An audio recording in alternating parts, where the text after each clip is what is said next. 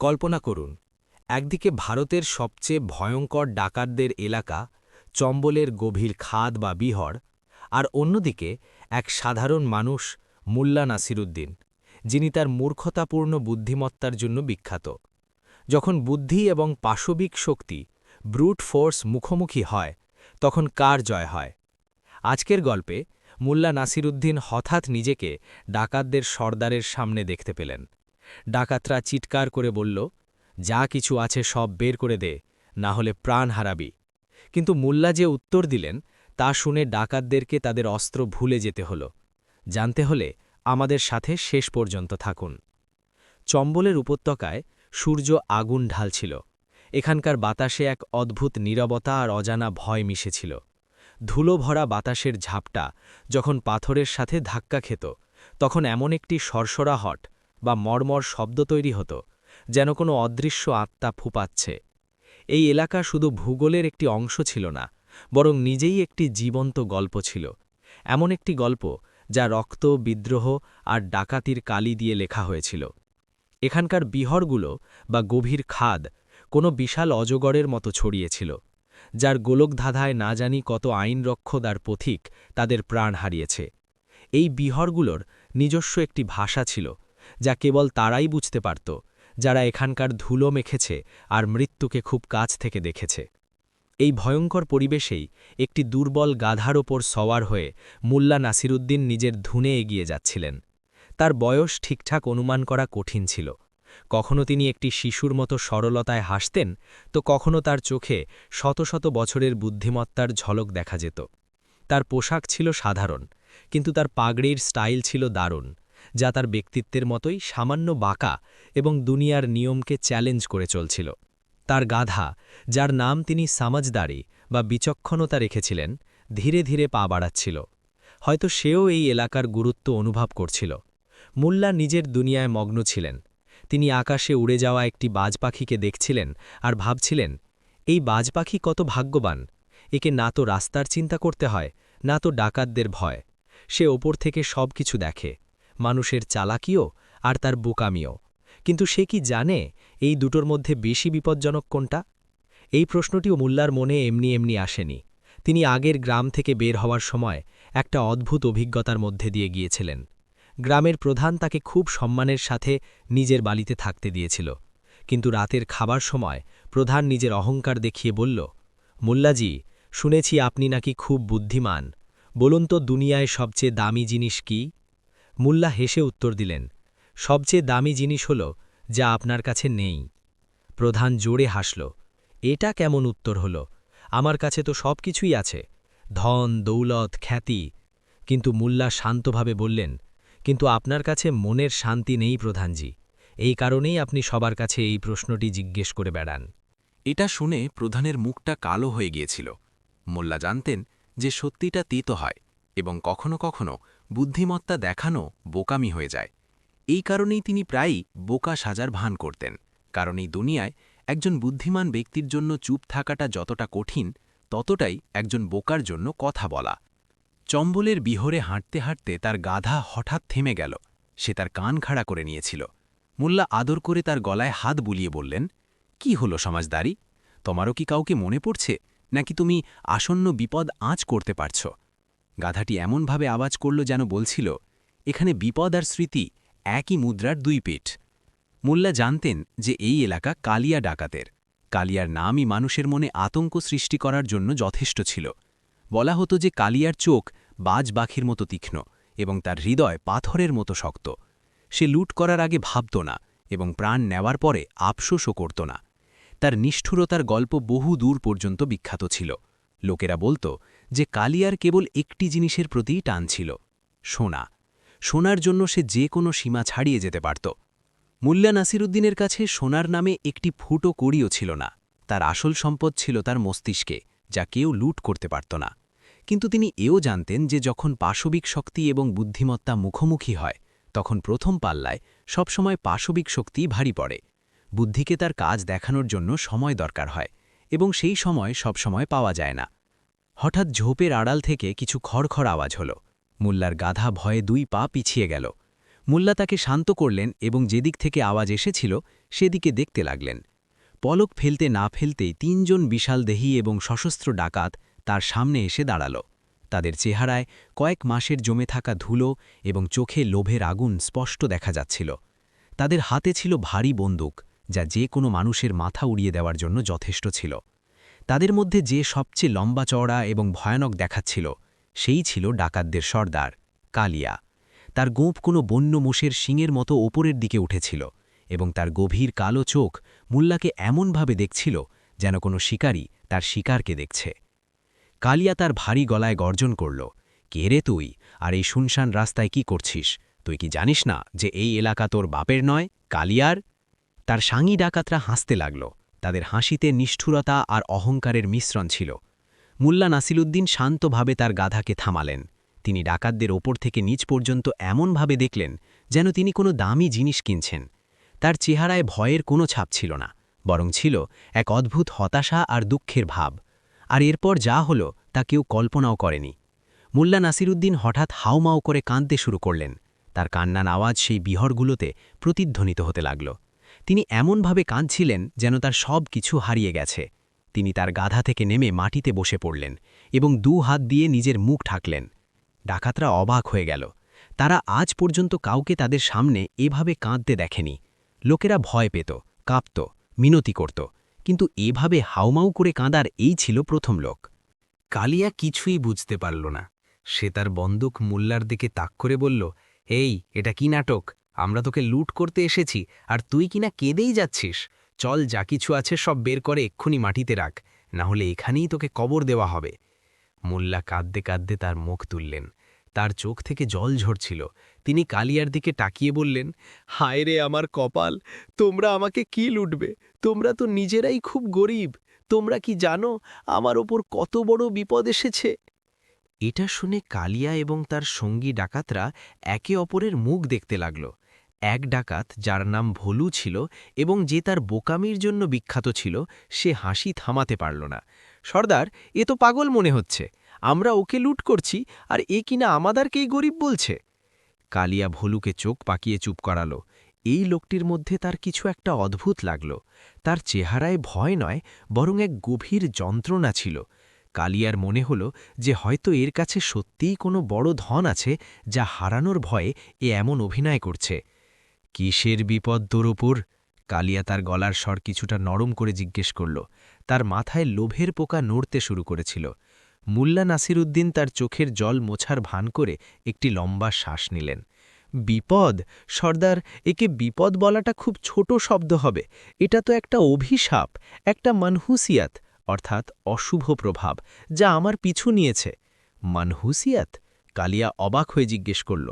হ্যাঁ সর্দার, মুল্লা তার গলার স্বরকে আরও দুঃখী করে বললেন। আমার কাছে এমন একটি জিনিস আছে যা আমি আমার বাড়ি থেকে অনেক দূরে লুকিয়ে রাখতে যাচ্ছিলাম। সেই জিনিসটি এত খারাপ, এত অশুভ যে যার কাছেই সেটি যায় তার সমস্ত ধন, সমস্ত সুখ শান্তি কেড়ে নেয়। আমি তো সেটা ফেলে দিতে চাইছিলাম, কিন্তু ফেলে দিতেও পারি না। সেটাকে নষ্ট করতে চাইছিলাম, কিন্তু করতেও পারি না। এখন ডাকাতদের কান খাড়া হয়ে গেল। এমন একটি জিনিস যা ফেলে দেওয়াও যায় না এবং নষ্টও করা যায় না, নিশ্চয়ই কোনো জাদুকরি বা দামি জিনিস হবে। ডাকাতদের লোভ এখন তাদের বুদ্ধির ওপর ভর করতে শুরু করল। কালিয়া তার বন্দুক একটু নিচে নামিয়ে জিজ্ঞেস করল, কি সেই জিনিস? আমাদের বল। যদি সেটা এতই অশুভ হয়, তাহলে আমরা সেটাকে নষ্ট করে দেব। আমাদের কাছে তো এমন জিনিস নষ্ট করার অনেক উপায় আছে। মুল্লা মনে মনে হাসলেন। তিনি জানতেন যে ডাকাতরা কতটা লোভী আর কুসংস্কারাচ্ছন্ন হয়। তার বিশ্বাস ছিল যে অশুভ শব্দের মানে তারা দামি এবং লুকোনো বলেই বুঝবে। মুল্লা না সূচক মাথা নেড়ে বললেন, না না সর্দার, আমি আপনাকে বলতে পারবো না। সেটা এত ভয়ঙ্কর জিনিস যে যদি কোনো ডাকাতের হাতে লাগে, তাহলে সেই ডাকাতও ভিক্ষা করতে বাধ্য হবে। তার সমস্ত শক্তি, সমস্ত খ্যাতি মাটিতে মিশে যাবে। এটা শুনে কালিয়ার তৃতীয় সঙ্গী হীরা, যে নিজেকে খুব চালাক ভাবত, সে এগিয়ে এলো। বাজে কথা বলা বন্ধ কর বুড়ো। তুই আমাদের ভয় দেখানোর চেষ্টা করছিস। তুই আমাদের সেই জিনিসটার কাছে নিয়ে চল, না হলে আমরা তোর হাড় পাঁজর ভেঙে দেব। আমরা ডাকাত, আমাদের উপর কোনো মনহুসিয়াতের প্রভাব পড়ে না। মুল্লা নাসিরুদ্দিন হার মানার ভান করলেন। তিনি একটি গভীর শ্বাস নিলেন, যেন তিনি কোনো খুব বড় সিদ্ধান্ত নিচ্ছেন। ঠিক আছে, তিনি বললেন, আমি তোমাদের সেই জায়গা পর্যন্ত নিয়ে চলি, কিন্তু তোমাদের একটা প্রতিশ্রুতি দিতে হবে। কেমন প্রতিশ্রুতি? কালিয়া জিজ্ঞেস করল। প্রতিশ্রুতি দাও যে যদি সেই জিনিসটি তোমাদের জন্য সত্যিই অশুভ প্রমাণিত হয়, তবে তোমরা আমাকে কিছু বলবে না এবং আমাকে এখান থেকে নিরাপদে যেতে দেবে। ডাকাতরা একে অপরের দিকে তাকিয়ে হাসতে লাগল। তাদের মনে হলো যে এই বুড়ো ভয়ে এমন কথা বলছে। ঠিক আছে, প্রতিশ্রুতি দিলাম, কালিয়া বলল। যদি তোর বলা জিনিস আমাদের কাজের না হয়, তাহলে তোর প্রাণ তো এমনিতেও যাবে, আর যদি কাজের হয় তাহলে আমরা তোকে পুরস্কারও দেব। এখন তাড়াতাড়ি বল, কোথায় সেই ধন? মুল্লা ধন শব্দটি শুনে তার ঠোঁটে আসা হাসি খুব কষ্টে চেপে রাখলেন। সেটা এখান থেকে অনেক দূরে, মুল্লা বললেন। আমাদের বিহরের আরও গভীরে যেতে হবে। রাস্তা খুব পাথর ভরা আর বিপজ্জনক। ডাকাতদের জন্য এটা কোনো নতুন কথা ছিল না। বিহর তো তাদের বাড়ি ছিল। তাদের মনে হলো যে এই বুড়ো তাদের ভয় দেখিয়ে তাড়িয়ে দেওয়ার চেষ্টা করছে। তুই রাস্তার চিন্তা করিস না, কালিয়া অহংকার করে বলল। তুই শুধু আমাদের রাস্তা দেখা, বাকিটা আমরা দেখে নেব। আর এভাবেই মোল্লা নাসিরুদ্দিনের পরিকল্পনার প্রথম পর্যায়ে সফল হল। তিনি ডাকাতদেরকে তার পিছনে পিছনে বিহরের গোলকধাঁধায় নিয়ে চললেন। তার গাধা সমজদারিও এখন শান্ত ছিল, যেন সে জেনে গিয়েছিল যে তার মালিক কি করতে চলেছে। ডাকাতরা মনে মনে খুশি হচ্ছিল। তারা ভাবছিল যে আজ তাদের কপাল খুলে গেছে, কোনো বড় ধন তাদের হাতে আসতে চলেছে। তারা স্বপ্নে সোনার উপর স্তূপ দেখছিল। তারা কি জানত যে মোল্লা নাসিরুদ্দিন তাদের এমন এক ধনের দিকে নিয়ে যাচ্ছিলেন যা তারা স্বপ্নেও কল্পনা করেনি। সূর্য এখন আরও উত্তপ্ত হচ্ছিল। বিহরের রাস্তা সত্যিই খুব কঠিন ছিল। ধারালো পাথর, গভীর খাদ এবং কাঁটাযুক্ত ঝোপঝাড়। ডাকাতদের হাঁটতে কষ্ট হচ্ছিল, কিন্তু ধনের লোভ তাদের এগিয়ে যেতে বাধ্য করছিল। মোল্লা নাসিরুদ্দিন খুব আরামে তার গাধার ওপর বসেছিলেন। তিনি মাঝে মাঝে ডাকাতদের বলছিলেন, আরও একটু ধৈর্য ধরো, ব্যাস আমরা পৌঁছেই যাব। সেই জিনিসটা এত দামি যে তাকে এত সহজে কোনো সাধারণ জায়গায় তো আর লুকিয়ে রাখা যায় না। এটা শুনে ডাকাতদের উৎসাহ আরও বেড়ে যেত। তারা তাদের ক্লান্তি আর তৃষ্ণা ভুলে দ্রুত চলতে লাগল। প্রায় 2 ঘন্টা হাঁটার পর তারা এমন একটি জায়গায় পৌঁছল যা বিহরের সবচেয়ে শুনশান এবং দুর্গন্ধযুক্ত কোণগুলোর মধ্যে একটি ছিল। এখানে একটি শুকনো আর নোংরা নর্দমা বইছিল, যার চারপাশে আবর্জনার স্তূপ জমেছিল। বাতাসে এক অসহনীয় দুর্গন্ধ ছড়িয়েছিল। ডাকাতরা নিজেদের নাক কুঁচকে থেমে গেল। এটা কোন জায়গায় নিয়ে এলি তুই আমাদের? কালিয়া রাগের সাথে জিজ্ঞেস করল। এখানে তো দুর্গন্ধ ছাড়া আর কিছুই নেই।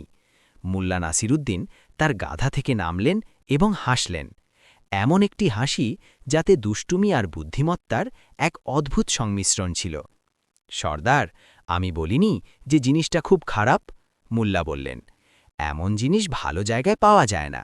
তিনি চারপাশে এমনভাবে দেখলেন যেন তিনি সঠিক জায়গাটি চিনতে পারছেন। তারপর তার চোখ এক জায়গায় স্থির হল। ওই তো, তিনি উৎসাহের সাথে চিৎকার করে বললেন, ওই দেখো, ওটাই সেই ধন। ডাকাতরা সেই দিকে তাকালো যেখানে মোল্লাই ইশারা করছিলেন। নর্দমার কাছে গোবরের একটি খুব বড় এবং শুকনো স্তূপ পড়েছিল, যার ওপর হাজার হাজার মাছি ভনভন করছিল। সেই স্তূপ থেকে ওঠা দুর্গন্ধ এত তীব্র ছিল যে ডাকাতদেরকে নিজেদের মুখে কাপড় দিতে হল। কালিয়া এবং তার সঙ্গীরা হতভম্ব হয়ে গেল। তারা তাদের চোখকে বিশ্বাস করতে পারছিল না। এই বুড়ো কি পাগল হয়ে গেছে, নাকি সে তাদের সাথে মজা করছে? এটা কি? কালিয়া কাঁপতে থাকা গলায় জিজ্ঞেস করল। তার মুখ রাগে লাল হয়ে গিয়েছিল। মোল্লা নাসিরুদ্দিন খুব সরলভাবে উত্তর দিলেন, এইটাই তো সেই মনহস জিনিস, এইটাই সেই ধন। কালিয়া এবং তার সঙ্গী ডাকাতরা সেই গোবরের স্তূপের দিকে এমনভাবে তাকিয়েছিল যেন তারা জীবনে এর চেয়ে বেশি জঘন্য এবং অবিশ্বাস্য কিছু কখনো দেখেনি। বিহরের নীরবতায় শুধু মাছির ভনভন আর ডাকাতদের ভারী শ্বাসের আওয়াজ প্রতিধ্বনিত হচ্ছিল। 2 ঘণ্টার কঠিন পরিশ্রম, ধনের সোনালি স্বপ্ন, আর শেষে এই দুর্গন্ধময় সত্যি। এটা কোনো অপমান থেকে কম ছিল না। কালিয়ার মুখ রাগে থমথমে হয়ে উঠল। তার চোখে রক্ত নেমে এসেছিল। সে তার বন্দুক তুলে সোজা মোল্লা নাসিরুদ্দিনের বুকের দিকে তাক করল। তার আঙুল ট্রিগারের ওপর কাঁপছিল। তোর এই সাহস! তুই আমাদের বোকা বানালি! তুই কালিয়ার সাথে মজা করলি! সে বাঘের মতো গর্জন করল। তার আওয়াজ বিহরের পাথরের সাথে ধাক্কা খেয়ে ফিরে আসছিল, যা পরিবেশকে আরও ভয়ঙ্কর করে তুলছিল। কিন্তু মোল্লা নাসিরুদ্দিন তার চেহারায় একটুও চিন্তার ভাঁজ পড়েনি। তিনি তখনও সেই শান্ত এবং সরল হাসি নিয়ে দাঁড়িয়েছিলেন, যেন তিনি এই রাগের প্রত্যাশা আগেই করেছিলেন। সর্দার, শান্ত হন। মোল্লা খুব নরমভাবে বললেন, আমি আপনাকে বোকা বানাইনি। আমি তো সেটাই বলেছি যা সত্যি ছিল। আমি কি আপনাকে বলিনি যে এই জিনিসটি খুব খারাপ এবং অশুভ? কালিয়া কিছু বলতে পারল না।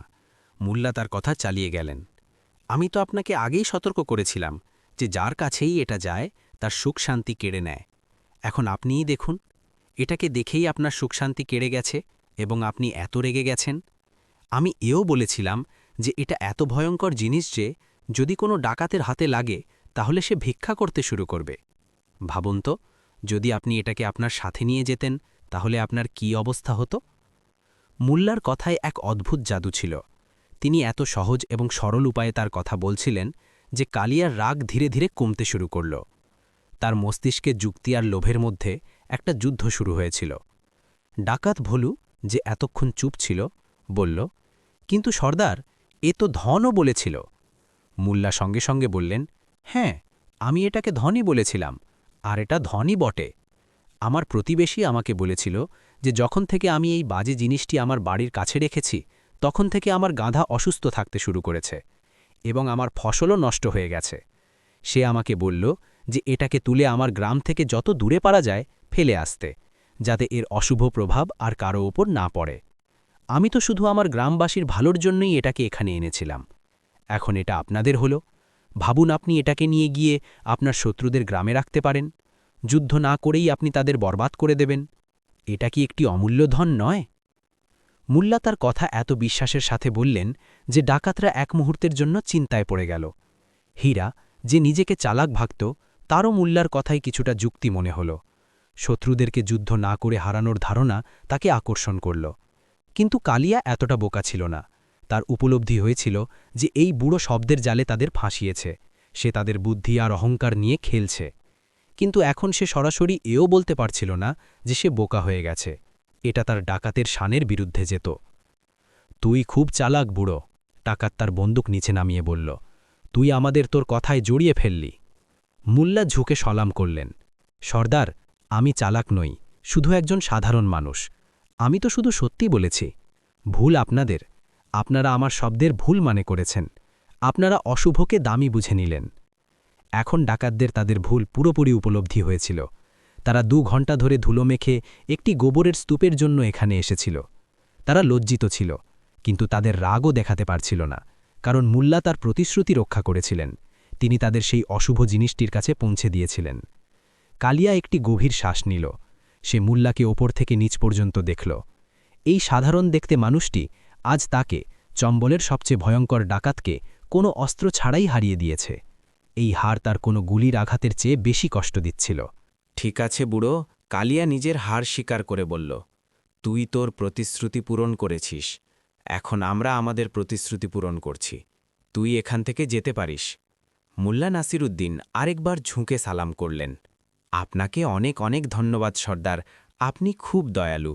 শুধু একটি ছোট সাহায্য আরও করে দিন। আর কি চাস তুই? কালিয়া বিরক্ত হয়ে জিজ্ঞেস করল। আমি এখান থেকে ফিরে যাওয়ার রাস্তা জানি না, মোল্লা খুব সরলভাবে বললেন। আপনাদের মধ্যে কেউ কি আমাকে সঠিক রাস্তা পর্যন্ত ছেড়ে আসতে পারে? এটা শুনে ডাকাত ভোলু এবং হীরা হাসতে লাগল। কালিয়াও তার বিরক্তি ভুলে হেসে দিল। এই লোকটি সত্যিই অদ্ভুত ছিল। প্রথমে সে তাদের বোকা বানাল এবং এখন তাদের কাছেই সাহায্য চাইছে। ঠিক আছে, কালিয়া বলল। ভোলু, একে গ্রামের সীমান্ত পর্যন্ত ছেড়ে আয় এবং খেয়াল রাখিস যেন এর গায়ে কোনো আঁচড় না লাগে। এটা আমাদের ইজ্জতের প্রশ্ন। ভোলু মাথা নাড়ল। মোল্লা নাসিরুদ্দিন তার গাধা সামাজদারির ওপর সওয়ার হলেন এবং ভোলুর সাথে ফিরে চললেন। যেতে যেতে তিনি কালিয়া আর হীরার দিকে তাকিয়ে বললেন, সেই ধনের খেয়াল রাখবেন সর্দার, সেটা খুব দামি। এটা বলে তিনি এগিয়ে গেলেন। কালিয়া আর হীরা শুধু তাদের যেতে দেখেই থাকল। তারা বুঝতে পারছিল না যে তারা হাসবে নাকি কাঁদবে। বুদ্ধি আরও একবার পাশবিক শক্তিকে হারিয়ে দিয়েছিল। মোল্লা নাসিরুদ্দিন প্রমাণ করে দিয়েছিলেন যে দুনিয়ার সবচেয়ে বড় অস্ত্র তলোয়ার বা বন্দুক নয়, বরং মানুষের মস্তিষ্ক এবং তার উপস্থিত বুদ্ধি। যখন মোল্লা নাসিরুদ্দিন ভোলুর সাথে গ্রামের সীমান্তে পৌঁছালেন তখন সূর্য ডুবতে শুরু করেছিল। ভোলু তাকে রাস্তা দেখিয়ে বলল, এখন এখান থেকে সোজা চলে যাও বুড়ো, আর এই এলাকায় যেন আর কখনো দেখা না পাই। মুল্লা হেসে বললেন, তোমাকে অনেক অনেক ধন্যবাদ যুবক, তুমি মনের দিক থেকে খারাপ ন, শুধু সঙ্গটা একটু খারাপ। এটা শুনে ভোলু একটু লজ্জা পেল। সে আজ পর্যন্ত কারো কাছ থেকে এমন কথা শোনেনি। সে চুপচাপ বিহরের দিকে ফিরে গেল। মুল্লা তার গাধার ওপর সবার হয়ে গ্রামের দিকে চললেন। গ্রামে পৌঁছতেই লোকেরা তাকে ঘিরে ধরল। সবাই জানত যে তিনি চম্বলের বিহরের দিকে গিয়েছিলেন এবং তাকে জীবিত ফিরে দেখে সবাই অবাক হচ্ছিল। গ্রামের প্রধান এগিয়ে এসে জিজ্ঞেস করলেন, মুল্লাজি, আপনি ঠিক তো আছেন? আমরা তো ভেবেছিলাম যে কালিয়া ডাকাত আপনাকে। মুল্লা প্রধানের কথা মাঝখানে কেটে বললেন, আরে না প্রধানজি, কালিয়া তো খুব ভালো মানুষ, সে তো আমার খুব খাতিরদারি করল। এটা শুনে পুরো গ্রামে নীরবতা নেমে এলো। কালিয়া আর ভালো মানুষ, এটা কিভাবে হতে পারে? এক গ্রামবাসী সাহস করে জিজ্ঞেস করল, কিন্তু মুল্লাজি, সে তো একজন ভয়ঙ্কর ডাকাত, সে লোকদের লুট করে, মারে। মুল্লা একটি রহস্যময় হাসি দিয়ে বললেন, সেসব পুরনো কথা হয়ে গেছে, এখন সে ডাকাতি ছেড়ে দিয়েছে। কি? পুরো গ্রাম একসঙ্গে চিৎকার করে উঠল। হ্যাঁ, মোল্লা খুব আত্মবিশ্বাসের সাথে বললেন, আমি তাকে এমন একটি ধন দিয়েছি যার পরে তার আর কোনো কিছুরই প্রয়োজন হবে না। সে এখন চাষবাস করবে এবং একজন ভদ্র মানুষের মতো জীবন কাটাবে। এই খবর গ্রামে আগুনের মতো ছড়িয়ে পড়ল। লোকেরা নানা কথা বলতে লাগল। কেউ বিশ্বাস করছিল না, তো কেউ মোল্লার বুদ্ধিমত্তার প্রশংসা করছিল। পরের দিন কিছু ব্যবসায়ী, যারা কালিয়ার ভয়ে তাদের রাস্তা পাল্টে যেত, তারা সাহস করে চম্বলের রাস্তা দিয়ে যাওয়ার সিদ্ধান্ত নিল। যখন তারা সেই এলাকা দিয়ে গেল, তখন তারা না কালিয়াকে পেল, না তার কোনো সঙ্গীকে। এই কথা যখন আশেপাশের গ্রামগুলোতে ছড়ালো, তখন সবাই মেনে নিল যে মোল্লা নাসির উদ্দিন সত্যিই কোনো চমৎকার করে দিয়েছেন। তিনি নিজের বুদ্ধি দিয়ে চম্বলের সবচেয়ে ভয়ঙ্কর ডাকাতের হৃদয় পরিবর্তন করে দিয়েছিলেন। ওদিকে বিহরে কালিয়া আর তার সঙ্গীরা চিন্তিত ছিল। মুল্লা চলে যাওয়ার পর তারা সেই গোবরের স্তূপ দেখে খুব হেসেছিল, কিন্তু এখন তাদের নিজেদের বোকামির ওপর রাগ হচ্ছিল। তাদের ডাকাতের শানে খুব বড় আঘাত লেগেছিল। সেই সন্ধে যখন তারা তাদের ডেরায় বসেছিল, তখন ভোলু বলল, সর্দার, সেই বুড়ো তো খুব পাকা লোক, সে আমাদের কেমন ঘোরালো। হীরা বলল, কিন্তু সর্দার, তার একটা কথা আমার মাথায় ঘুরছে, শত্রুদেরকে যুদ্ধ না করে হারানোর কথাটা। কালিয়া চুপচাপ তাদের কথা শুনছিল। তার মস্তিষ্কেও সেই একই কথা ঘুরছিল। আজ প্রথমবারের মতো তার উপলব্ধি হয়েছিল যে শক্তি শুধু শরীরে নয়, মস্তিষ্কেও থাকে। এখন আমরা কি করব সর্দার? ভোলু জিজ্ঞাস করল। আশেপাশের গ্রামে খবর ছড়িয়ে পড়বে যে আমরা বোকা হয়ে গেছি। কালিয়া একটি গভীর শ্বাস নিল। না, সে বলল, খবর এটা ছড়াবে না, খবর এটা ছড়াবে যে কালিয়া ডাকাতি ছেড়ে দিয়েছে। কি? ভোলু আর হীরা একসঙ্গে চিৎকার করে উঠল। হ্যাঁ, কালিয়া বলল, সেই বুড়ো আমাদের একটা সুযোগ দিয়েছে, একটা নতুন জীবন শুরু করার। এখন আমরা আর লুটপাট করব না, আমরা পরিশ্রম করব এবং ইজ্জতের রুটি খাব। তার সঙ্গীরা তাদের কানকে বিশ্বাস করতে পারছিল না, কিন্তু কালিয়া সিদ্ধান্ত নিয়েছিল। মুল্লা নাসিরুদ্দিনের মনহুস জিনিস সত্যিই তার প্রভাব দেখিয়েছিল। সে কালিয়া এবং তার সঙ্গীদের সমস্ত অহংকার, সমস্ত লোভ কেড়ে নিয়েছিল এবং তাদের এক নতুন দিক দেখিয়েছিল। আর এভাবেই একটি গোবরের স্তূপ তা করে দেখালো যা বড় বড় বন্দুক এবং আইনরক্ষকেরা করতে পারেনি। সময় যেতে থাকল। মুল্লা নাসিরুদ্দিনের গল্প একটি লোককথায় পরিণত হল, যা বাবা মায়েরা তাদের সন্তানদেরকে শোনাত। এই গল্পটি শুধু বিনোদনের জন্য নয়, বরং একটি গুরুত্বপূর্ণ শিক্ষা দেওয়ার জন্য ছিল, যে বুদ্ধি বলের চেয়ে বড় হয়। মুল্লা নাসিরুদ্দিন তার যাত্রা চালিয়ে গেলেন। তিনি এক গ্রাম থেকে অন্য গ্রামে যেতেন, লোকদের সাথে দেখা করতেন, তাদের সমস্যা শুনতেন এবং নিজের অনন্য বুদ্ধিমত্তা দিয়ে তার সমাধান করতেন। তিনি কখনো কোনো এক জায়গায় বেশি দিন থাকতেন না, কারণ তার বিশ্বাস ছিল যে জ্ঞান একটি বহমান নদীর মতো হয়, যাকে এক জায়গায় আটকে দিলে তা পচে যায়। একদিন তিনি এমন একটি শহরে পৌঁছালেন যেখানকার রাজা তার বুদ্ধিমত্তার জন্য খুব বিখ্যাত ছিলেন। রাজা মুল্লাকে তার দরবারে ডাকলেন। রাজা তার সিংহাসনে বসে খুব অহংকার করে জিজ্ঞেস করলেন, মুল্লা, শুনেছি তুমি খুব বুদ্ধিমান, বলো, তুমি তোমার জীবনে সবচেয়ে বড় ধন কি অর্জন করেছ? দরবারে বসে থাকা সমস্ত মন্ত্রী এবং দরবারীরা হাসতে লাগল। তাদের মনে হল যে রাজা মুল্লার সাথে মজা করছেন। মুল্লা নাসিরুদ্দিন শান্তভাবে উত্তর দিলেন, মহারাজ, আমি আমার জীবনে যে সবচেয়ে বড় ধন অর্জন করেছি তা হল খালি হাত। রাজা এবং দরবারীরা অবাক হয়ে গেলেন। খালি হাত, এটা কেমন ধন হল? রাজা জিজ্ঞেস করলেন। মুল্লা হেসে বোঝালেন, মহারাজ, যখন আমার হাত খালি থাকে তখন আমি যে কোনো মানুষের সাহায্যের জন্য সেগুলোকে বাড়িয়ে দিতে পারি। যখন আমার পকেট খালি থাকে তখন আমার তাকে কোনো চোরের হাত থেকে বাঁচানোর ভয় থাকে না। যখন আমার মস্তিষ্ক খালি থাকে তখন আমি তাতে নতুন জ্ঞান এবং নতুন চিন্তা ভরতে পারি। এই কারণেই খালি হাত হওয়াটাই আমার জন্য সবচেয়ে বড় ধন। এটা আমাকে স্বাধীন এবং নির্ভীক করে তোলে। এটা শুনে রাজার অহংকার চূর্ণ হয়ে গেল। তার নিজের ভুলের উপলব্ধি হল। তিনি সিংহাসন থেকে নেমে মুল্লার কাছে এলেন এবং তাকে আলিঙ্গন করলেন। মুল্লা, আজ তুমি আমার চোখ খুলে দিলে। রাজা বললেন, তুমি সত্যিই দুনিয়ার সবচেয়ে ধনী মানুষ। মুল্লা নাসিরুদ্দিন শুধু হাসলেন। তার যাত্রা কখনো শেষ হয়নি। তিনি এবং তার গাধা সমজদারি সবসময় চলতে থাকলেন। লোকদের হাসাতে থাকলেন, তাদের ভাবতে বাধ্য করতে থাকলেন এবং এটা শেখাতে থাকলেন যে জীবনের আসল মজা বড় বড় জিনিস অর্জন করার মধ্যে নেই, বরং ছোট ছোট জিনিসের মধ্যে আনন্দ খোঁজার মধ্যে আছে। চম্বলের বিহর থেকে শুরু করে রাজার দরবার পর্যন্ত মুল্লা নাসিরুদ্দিন এটা প্রমাণ করে দিলেন যে একজন সাধারণ মানুষও নিজের বুদ্ধি এবং ইতিবাচক চিন্তা দিয়ে দুনিয়াকে বদলে দিতে পারে। তার গল্পগুলো আজও আমাদের প্রেরণা দেয় এবং শেখায় যে সবচেয়ে কঠিন পরিস্থিতিতেও আশা এবং উপস্থিত বুদ্ধির আঁচল ছাড়া উচিত নয়, কারণ যখন বুদ্ধি এবং পাশবিক শক্তি মুখোমুখি হয় তখন জয় সবসময় বুদ্ধিলি হয়, যদিও তাতে কিছুটা সময় লেগে যেতে পারে। যেই মুহূর্তে মুল্লা নাসিরুদ্দিন তার গাধা সমজদারির সাথে ভলুর দেখানো পথে চোখ থেকে আড়াল হলেন, চম্বলের সেই বিহরগুলোতে এক অদ্ভুত ভারী নীরবতা ছেয়ে গেল।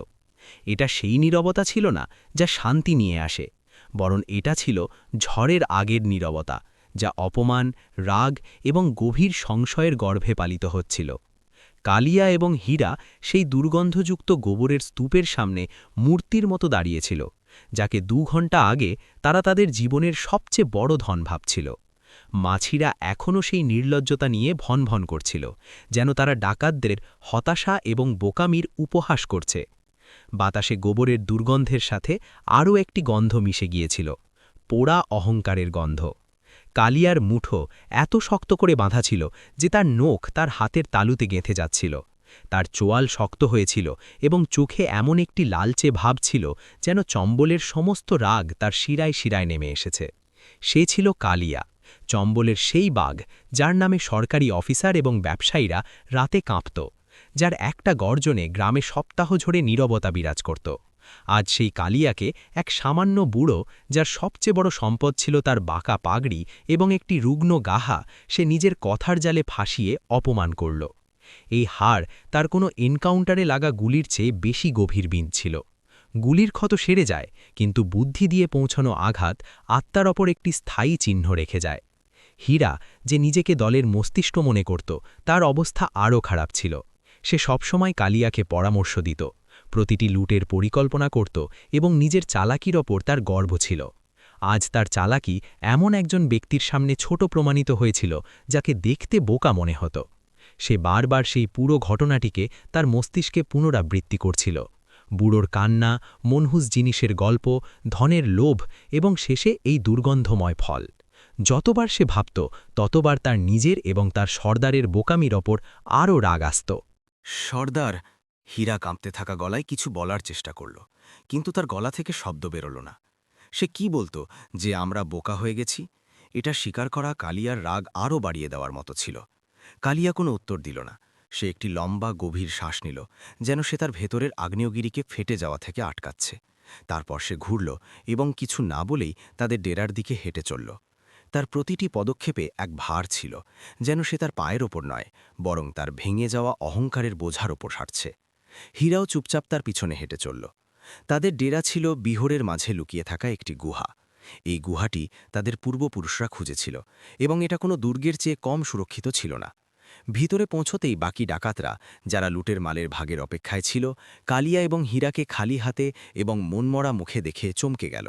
দলের প্রায় 15 জন সদস্য সেখানে উপস্থিত ছিল, প্রত্যেকেই নিজের মধ্যে এক একজন ভয়ঙ্কর অপরাধী। তাদের মধ্যে ছিল রাকা, একজন যুবক, গরম রক্তের ডাকাত, যে কালিয়াকে তার অনুপ্রেরণা মানত। আরেকজন ছিল মঙ্গলচাঁদ, দলের সবচেয়ে বয়স্ক সদস্য, যিনি কালিয়ার বাবা শামসের সিংহের সাথেও কাজ করেছিলেন। সর্দার, সব ঠিক তো আছে? সেই বুড়োটা কোথায় আর ধন? রাকা উৎসুক হয়ে জিজ্ঞেস করল। কালিয়া রাকার দিকে এমনভাবে তাকালো যে রাকার জিভ জড়িয়ে গেল। কালিয়া গুহার মাঝখানে জ্বলে থাকা আগুনের কাছে গেল এবং একটি পাথরের ওপর ধপ করে বসে পড়ল। সে আগুনের শিখাগুলোর দিকে তাকিয়ে থাকতে শুরু করল। তার মুখ ছিল ভাবলেশহীন। হীরা পরিস্থিতি সামলানোর চেষ্টা করল।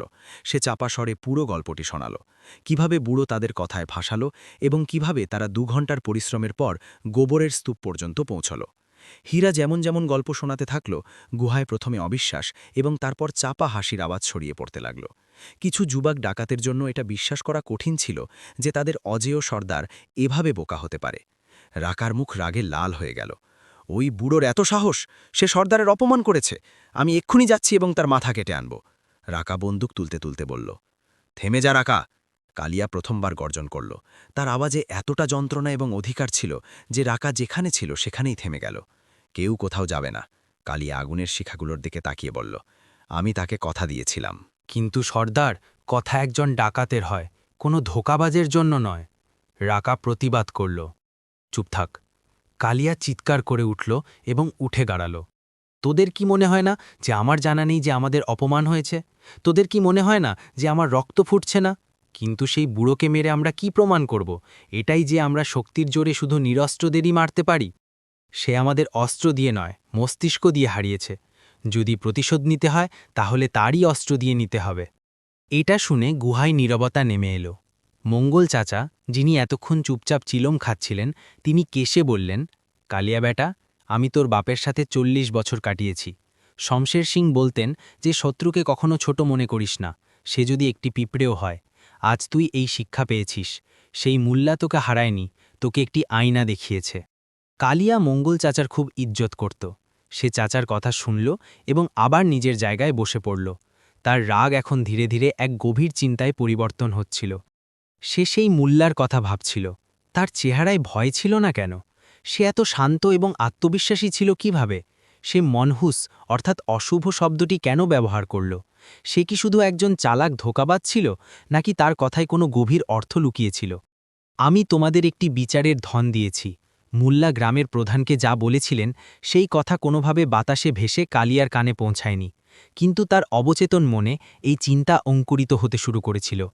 সেই গোবরের স্তূপ কালিয়াকে এটা ভাবতে বাধ্য করেছিল যে যাকে সে বেকার এবং জঘন্য মনে করছে, কে জানে, হয়তো অন্যের জন্য তার অন্য কোনো অর্থ থাকতে পারে।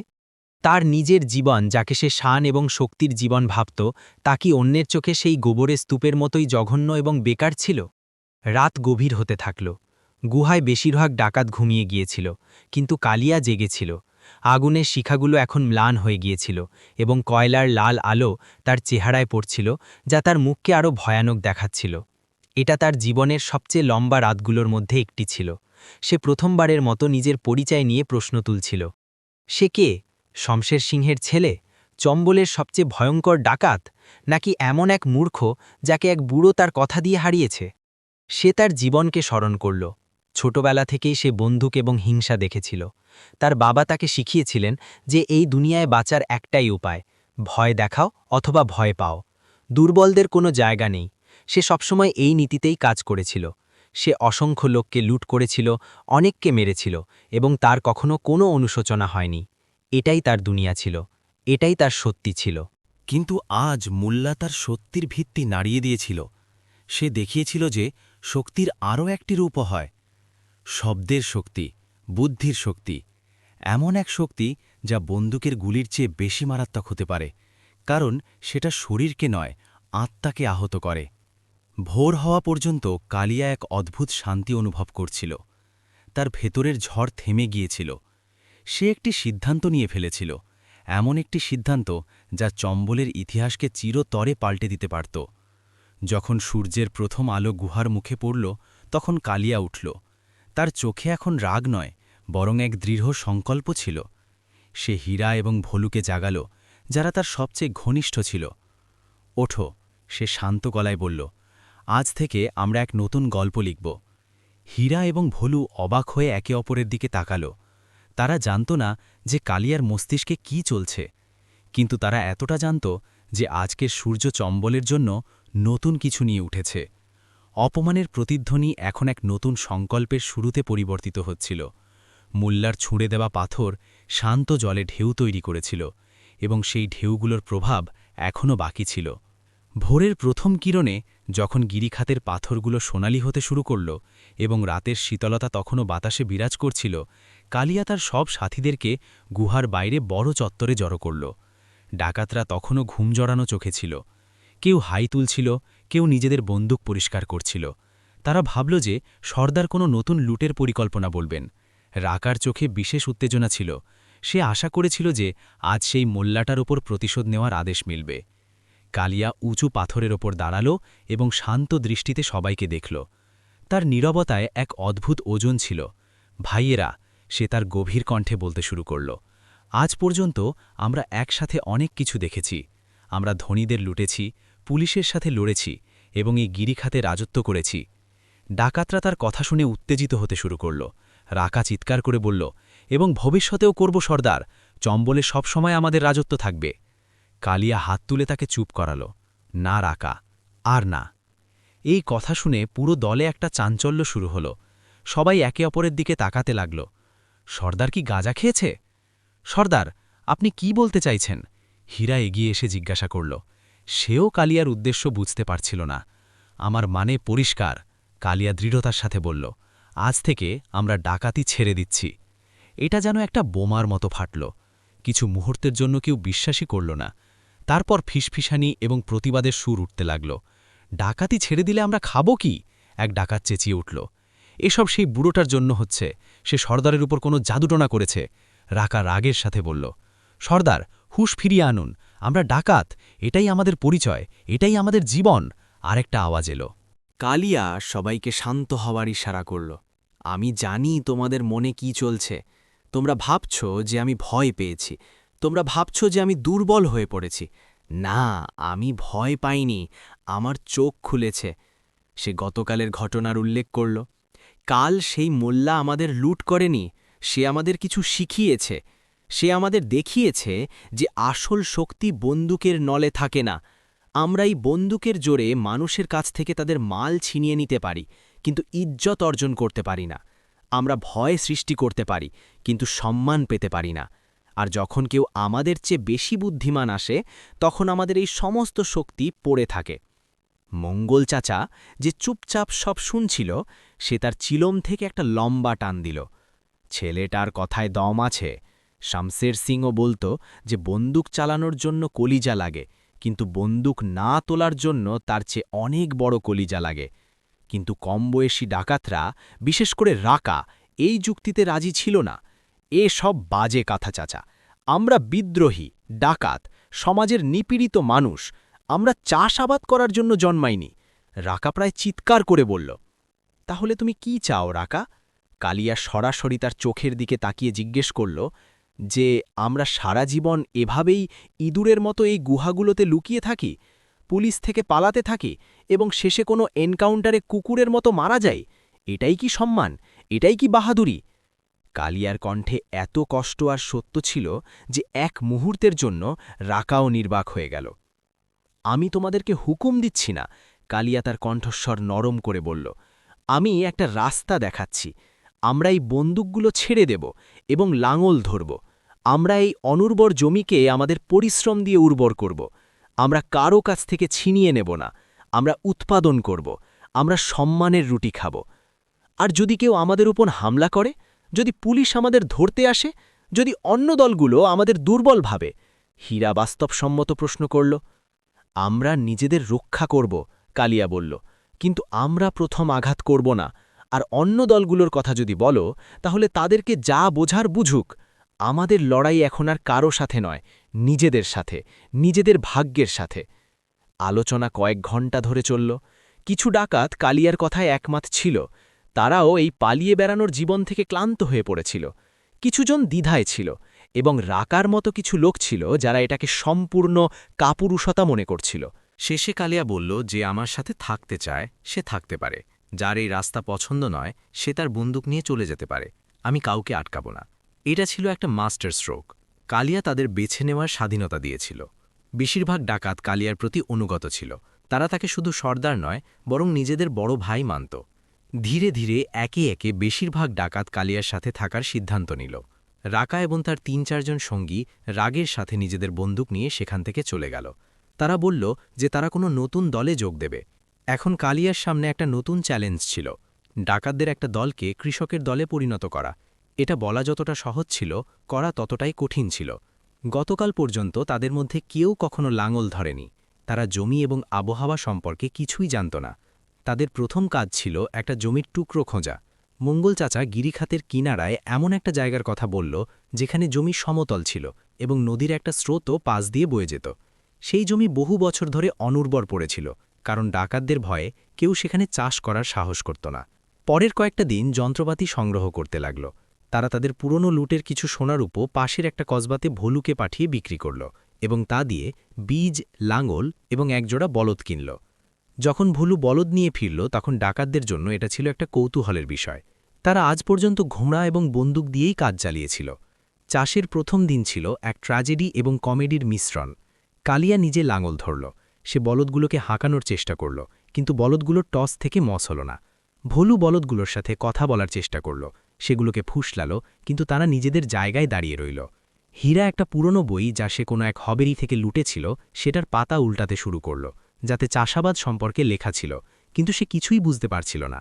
বাকি ডাকাতরা যারা বন্দুক চালাতে পটু ছিল, তারা কোদাল ও শাবল ধরে এমন লাগছিল যেন তারা কোনো অদ্ভুত অস্ত্র চালাচ্ছে।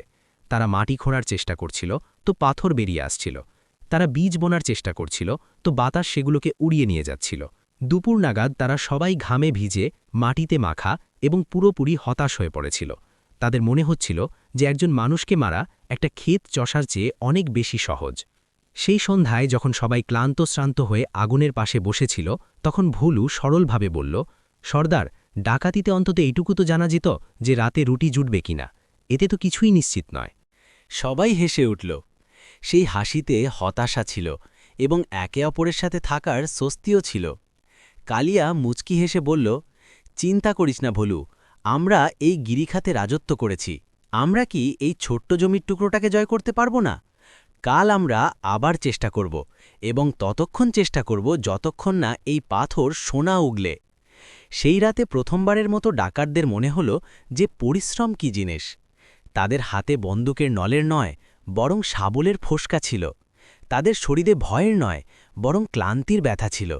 এবং তাদের ঘুমে কোনো লুটের স্বপ্ন নয়, বরং একটা সবুজ ক্ষেতের আশা ছিল। মোল্লা নাসিরুদ্দিন তাদের গোবরের স্তূপ দেখিয়েছিল, কিন্তু অজান্তেই হোক বা জেনেই হোক, সে তাদের ধরিত্রী মায়ের রাস্তাও দেখিয়ে দিয়েছিল। এটা ছিল এক অনাবাদী ভূমি, এবং এর ওপর পরিশ্রমের লাঙল দিয়ে এক নতুন ভাগ্যের ফসল ফলানো বাকি ছিল। এই যাত্রা কঠিন ছিল, কিন্তু তারা প্রথম পদক্ষেপ নিয়েছিল। যেমন যেমন দিনগুলো সপ্তাহে এবং সপ্তাহগুলো মাসগুলোতে পরিবর্তিত হতে লাগল, কালিয়া এবং তার সাথীদের নতুন জীবন এক আকার নিতে শুরু করল। তাদের প্রাথমিক ব্যর্থতা এবং সংগ্রামের পর তারা ধীরে ধীরে চাষের কলা শিখল। মঙ্গল চাচার পুরনো অভিজ্ঞতা, হীরার কিতাবি খোঁজ এবং তাদের নিজেদের কঠোর পরিশ্রম ফল দিতে লাগল। যে অনুর্বর জমিতে কাটাঝোপ ছাড়া আর কিছুই জন্মাত না, সেখানে এখন বাজরা এবং ছোলার ছোট ছোট চারা মাথা তুলতে লাগল। সেই ছোট্ট চারাগুলো দেখে সেই কঠোর ডাকাতদের চোখে এমন একটা চমক আসত, যা সোনার উপর চমকের চেয়েও অনেক বেশি মূল্যবান ছিল। কিন্তু যে পরিবর্তনের মধ্যে দিয়ে তারা যাচ্ছিল, সেই খবরও বাতাসের মতো চারদিকে ছড়িয়ে পড়ছিল। চম্বলের ইতিহাসে এটা ছিল এক অপ্রত্যাশিত ঘটনা। প্রথমে তো কেউ বিশ্বাসই করল না। এটাকে কালিয়ার কোনো নতুন চাল ভাবা হলো। ব্যবসায়ী এবং পথচারীরা এখনও সেই এলাকা দিয়ে যেতে ভয় পেত। কিন্তু যখন মাসখানেক ধরে কোনো লুটের ঘটনা ঘটল না, তখন মানুষের ভয় ধীরে ধীরে কমতে লাগল। কিছু সাহসী ব্যবসায়ী সেই রাস্তা ব্যবহার করা শুরু করল এবং তারা নিরাপদে গন্তব্যে পৌঁছল। তারা ফিরে গিয়ে গল্প শোনাল যে কিভাবে তারা কালিয়া এবং তার সাথীদেরকে ক্ষেতগুলোতে কাজ করতে দেখেছে। তাদের কাপড় মাটিতে মাখা ছিল এবং তাদের হাতে বন্দুকের জায়গায় শাবল ছিল। এই খবর আশেপাশের গ্রামগুলোর জন্য এক অলৌকিকের চেয়ে কম ছিল না। যে গ্রাম রামপুরের লোকেরা কালিয়ার নামে সবচেয়ে বেশি কাঁপত, সেখানকার প্রধান একদিন সাহস করে কালিয়ার সাথে দেখা করার সিদ্ধান্ত নিল। সে কিছু গ্রামবাসীকে নিয়ে তাদের খেতে পৌঁছল। কালিয়া এবং তার সাথীরা প্রথমে সতর্ক হয়ে গেল, তাদের পুরনো অভ্যাসগুলো এখনও পুরোপুরি যায়নি। প্রধান ভয় মেশানো গলায় বলল, কালিয়া সর্দার, আমরা শুধু এটা দেখতে এসেছিলাম যে যা শুনছি তা সত্যি কি না। কালিয়া, যে এখন নিজেকে কালুরাম বলতে পছন্দ করত, সে তার কোদালটা নিচে রাখল এবং এগিয়ে এলো। আমি এখন সর্দার নই, শুধু কালু। আর যা তোমরা শুনছ সেটাই সত্যি। আমরা এখন আর কাউকে বিরক্ত করব না। সেই দিন রামপুরের প্রধান এবং কালুর মধ্যে লম্বা কথা হল। প্রধান তাদেরকে আরও ভালো বীজ এবং সারের কথা বলল। পরিবর্তে কালু প্রতিশ্রুতি দিল যে সে এবং তার সাথীরা গ্রামের বাইরের বিপদগুলো থেকে রক্ষা করবে। এটা ছিল এক নতুন সম্পর্কের শুরু। গ্রামবাসীরা, যারা একসময় তাদের শত্রু ছিল, এখন তাদের বন্ধু এবং শিক্ষক হয়ে উঠছিল। কিন্তু প্রতিটি গল্পেই একজন খলনায়ক থাকে। চম্বলে একজন ডাকাতের পরিবর্তন অন্য ডাকাতদের জন্য বিপদের ঘণ্টা ছিল। চম্বলের উত্তরাঞ্চলে শেরসিংহের রাজত্ব ছিল। শেরসিং ছিল এক নিষ্ঠুর, উচ্চাকাঙ্ক্ষী এবং নির্মম ডাকাত।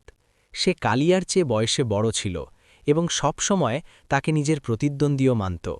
যেখানে কালিয়ার নীতি ছিল যে সে কখনো নারী ও শিশুদের ওপর অত্যাচার করত না, সেখানে শেরসিংয়ের জন্য লুটপাটের সবকিছুই ন্যায্য ছিল। সে যখন কালিয়ার কৃষক হওয়ার গল্প শুনল, তখন সে জোরে জোরে হাসল। কালিয়া নপুংসক হয়ে গেছে, সে তার সাথীদেরকে বলল। মনে হয় কোনো মোল্লা তার পৌরুষ ছিনিয়ে নিয়েছে। ভালোই হয়েছে, এখন পুরো চম্বল আমার হবে।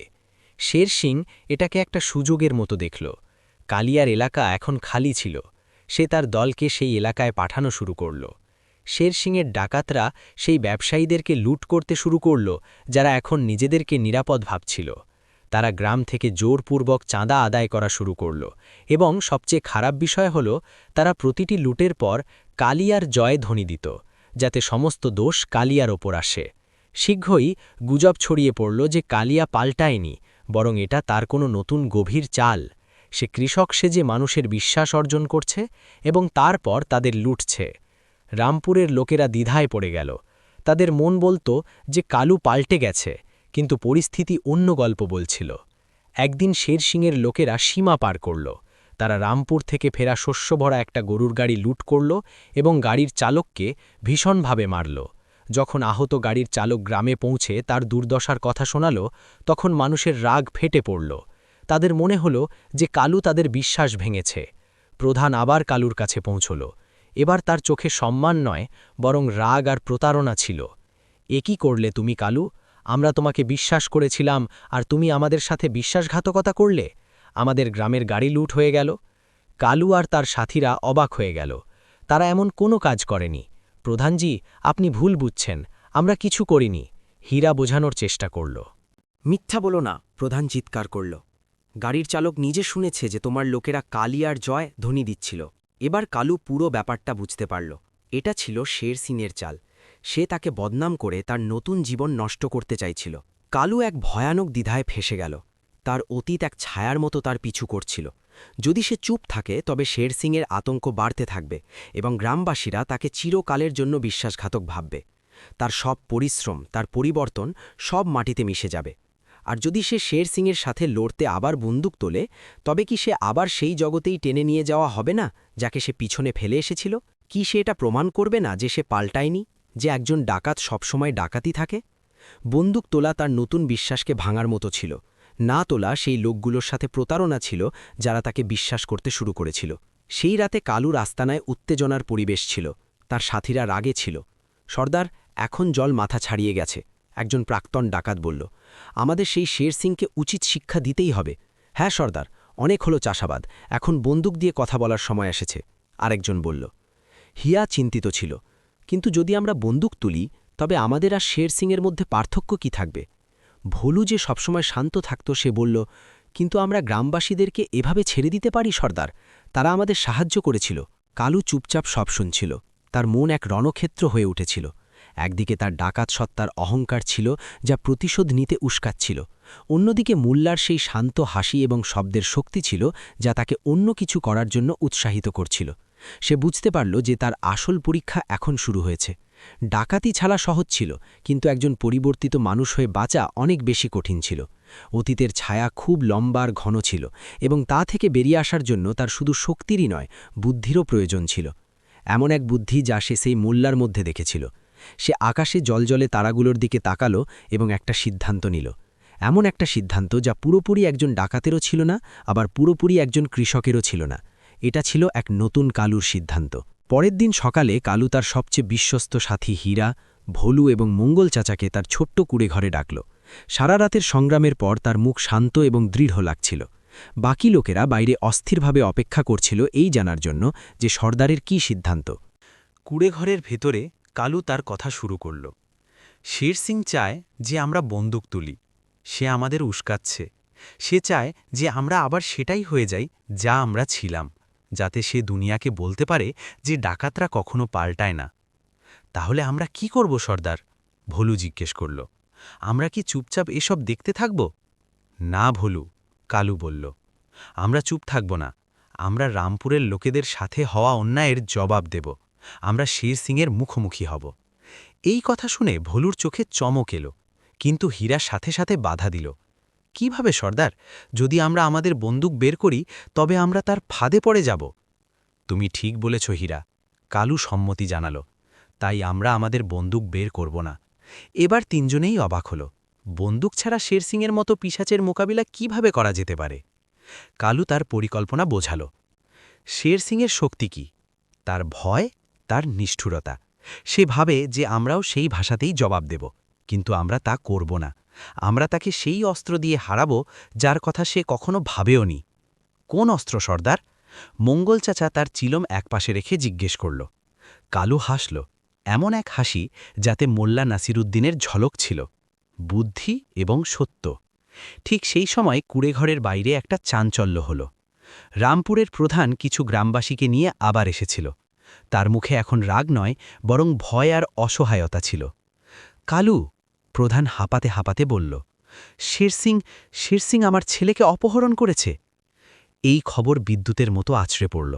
প্রধান কাঁদতে কাঁদতে বলতে লাগল, সে খবর পাঠিয়েছে যে যদি কাল সন্ধে পর্যন্ত গ্রাম তাকে খাজনার দ্বিগুণ অংশ এবং তোমাকে তার হাতে না দেয় তবে সে আমার ছেলেকে মেরে ফেলবে। এখন পরিস্থিতি আগের চেয়ে অনেক বেশি গুরুতর হয়ে উঠেছিল। এটা শুধু মান সম্মানের নয়, বরং এক নির্দোষের প্রাণের ব্যাপার ছিল। কালুর সাথীদের রক্ত গরম হয়ে উঠল। এখন তো বন্দুক তোলা ছাড়া আর কোনো উপায়ই ছিল না। কিন্তু কালু শান্ত থাকল। সে প্রধানকে সান্ত্বনা দিল, প্রধানজি, আপনি চিন্তা করবেন না। আপনার ছেলের কিছু হবে না এবং গ্রামের একটা পয়সাও দেওয়ার দরকার নেই। কিন্তু তুমি করবে কি? প্রধান জিজ্ঞেস করল। কালু তার সাথীদের দিকে তাকালো এবং তারপর প্রধানের দিকে। আমি নিজে শের সিংয়ের কাছে যাব। কি? না, এটা আত্মহত্যা হবে। হীরা চিৎকার করে উঠল। সে তোমাকে দেখলেই মেরে ফেলবে। হয়তো মেরে ফেলবে, কালু শান্তভাবে বলল, কিন্তু যদি আমার যাওয়ার ফলে একটা শিশুর প্রাণ বাঁচে এবং গ্রামের সম্মান বাঁচে, তবে এই সওদা মূল্যবান নয়। আর আমার বিশ্বাস সে আমাকে এত সহজে মারবে না। সে আমাকে অপমান করতে চাইবে, নিজের জয় দেখাতে চাইবে, আর সেটাই হবে তার সবচেয়ে বড় ভুল। কালুর আত্মবিশ্বাস দেখে সবাই চুপ হয়ে গেল। তারা তার পরিকল্পনা বুঝতে পারছিল না, কিন্তু তাদের নিজেদের সর্দারের ওপর আস্থা ছিল। সেই সন্ধ্যায় কালু শের সিংয়ের আস্তানার দিকে একাই বাড়তে শুরু করল। সে কোনো অস্ত্র নেয়নি, তার হাত খালি ছিল। যেমন যেমন সে গিরিখাতগুলোতে এগিয়ে গেল, তার মনে মোল্লা নাসিরুদ্দিনের কথাগুলো প্রতিধ্বনিত হচ্ছিল। যখন তোমার হাত খালি থাকে তখন তুমি যে কারো সাহায্যের জন্য সেগুলোকে বাড়িয়ে দিতে পারো। আজ সে একটা শিশুর সাহায্যের জন্য তার খালি হাত বাড়িয়ে দিচ্ছিল। যখন সে শের সিংয়ের আস্তানায় পৌঁছল তখন সেখানে উৎসবের পরিবেশ ছিল। শের সিং এবং তার সাথীরা মদ খাচ্ছিল এবং নিজেদের জয়ের উল্লাস করছিল।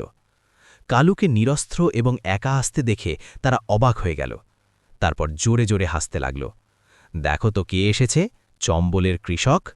কি, নিজের প্রাণের ভিক্ষা চাইতে এসেছ কালিয়া? আমি এখানে ভিক্ষা চাইতে আসিনি, একটা সওদা করতে এসেছি শের সিং। কালু না ভয় পেয়ে তার চোখের দিকে তাকিয়ে বলল, কেমন সওদা? ছেলেটাকে ছেড়ে দাও, তার বদলে আমি তোমার গোলাম হতে রাজি আছি, কালু বলল। এই কথা শুনে শের সিং এবং তার সাথীরা চমকে গেল। তারা আশা করেছিল যে কালু লড়বে, কান্নাকাটি করবে, কিন্তু দাসত্বের প্রস্তাব এটা তো তাদের কল্পনারও বাইরে ছিল। শের সিংয়ের মনে লোভ এবং অহংকারের লড়াই শুরু হয়ে গেল। কালিয়া, তার সবচেয়ে বড় শত্রু, তার দাস হবে। এটা তো তাকে মারার চেয়েও বড় জয় হবে। সে তাকে তার পায়ের তলায় পিষবে, তাকে দিয়ে নিজের জুতো পরিষ্কার করাবে। এই ভেবেই সে আনন্দে ভরে গেল। মঞ্জুর, শের সিং হাসতে হাসতে বলল, নিয়ে যাও এই ছেলেটাকে, এবং আজ থেকে তুই কালিয়া নয়, কালু গোলাম। প্রধানের ছেলে নিরাপদে গ্রামে ফিরে গেল। গ্রামে আনন্দের ঢেউ বয়ে গেল, কিন্তু একই সাথে এই দুঃখ ছিল যে তাদের জন্য কালু তার স্বাধীনতা উৎসর্গ করল। ওদিকে শের সিংয়ের আস্তানায় কালুকে পশুর মতো কাজ করানো হচ্ছিল। তাকে মারা হতো, পেটানো হতো, তাকে অপমান করা হতো, কিন্তু কালু সবকিছু চুপচাপ সহ্য করতে থাকত। তার মুখে না রাগ ছিল, না কষ্ট, শুধু এক অদ্ভুত শান্তি ছিল। তার সাথীরা দূর থেকে তার ওপর নজর রেখেছিল। তারা রাগে ফুটছিল এবং হামলা করার জন্য প্রস্তুত ছিল, কিন্তু হীরা তাদের আটকে রেখেছিল। থামো, সর্দারের কোনো পরিকল্পনা আছে, আমাদের তার ওপর ভরসা রাখতে হবে। কালু তার দাসত্ব থেকে শের সিংয়ের দলের ভেতরের খবর সংগ্রহ করছিল। সে তাদের শক্তি, তাদের দুর্বলতা, তাদের অসন্তোষ বুঝতে পারছিল। শের সিংয়ের অনেক সাথী তার নিষ্ঠুরতায় খুশি ছিল না, তারা শুধু ভয়ের কারণে তার সাথে ছিল। এক রাতে যখন শের সিং নেশায় চূর ছিল, কালু তার চাল চলল। সে দলের কিছু অসন্তুষ্ট সদস্যের সাথে কথা বলল। সে তাদের লড়াই বা বিদ্রোহের জন্য উস্কে দিল না, সে শুধু তাদের একটা প্রশ্ন জিজ্ঞাসা করল, তোমরা কি সারা জীবন এমন একজন মানুষের দাসত্ব করতে চাও যে নিজের সাথীদেরও ইজ্জত করে না, নাকি তোমরা নিজেদের পরিশ্রম দিয়ে নিজেদের ভাগ্য তৈরি করতে চাও? এটা সেই একই চিন্তার বীজ ছিল যা মোল্লা কালুর মনে বপন করেছিল। পরের দিন সকালে যখন শের সিং ঘুম থেকে উঠল, তখন সে দেখল যে তার অর্ধেকেরও বেশি সাথী গায়েব হয়ে গেছে এবং কালুও তার জায়গায় ছিল না। শের সিং রাগে পাগল হয়ে গেল। সে তার বেঁচে থাকা লোকজনের সাথে কালুর ক্ষেতের ওপর হামলা করার সিদ্ধান্ত নিল। কিন্তু যখন সে সেখানে পৌঁছল, তখন দৃশ্যটা অন্যরকম ছিল। কালু এবং তার সাথীরা লাঙল আর শাবল নিয়ে দাঁড়িয়েছিল। তাদের সাথে রামপুরের শত শত গ্রামবাসীও লাঠি নিয়ে দাঁড়িয়েছিল। শের সিংয়ের যে সাথীরা তাকে ছেড়ে এসেছিল, তারাও কালুর সাথে ছিল, কিন্তু তাদের হাতে অস্ত্র ছিল না। এটা বন্দুক আর লাঠির লড়াই ছিল না, এটা ভয় আর একতার লড়াই ছিল। শের সিংয়ের মুষ্টিমেয় ডাকাতরা শত শত মানুষের একত্রিত ভিড় দেখে ঘাবড়ে গেল। তারা লড়তে অস্বীকার করল। শের সিং একা পড়ে গেল। সে রাগে চিৎকার করল, তোমরা সবাই কাপুরুষ, আমি একাই তোমাদের সবাইকে দেখে নেব। সে কালুর ওপর গুলি চালানোর জন্য তার বন্দুক তুলল, কিন্তু ঠিক তখনই একটা পাথর হাওয়ায় উড়ে এলো এবং তার হাতে লাগল। বন্দুক নিচে পড়ে গেল। এই পাথরটা ভলু ছুঁড়েছিল। শের সিং নিজের হাড় দেখতে পেল। সে প্রাণ বাঁচিয়ে গিরিখাতগুলোতে পালিয়ে গেল। সেই দিন চম্বলে এক নতুন যুগের সূচনা হল। এই জয় কোনো অস্ত্র থেকে নয়, বরং একতা, সাহস এবং একটা সঠিক চিন্তা থেকে পাওয়া গিয়েছিল।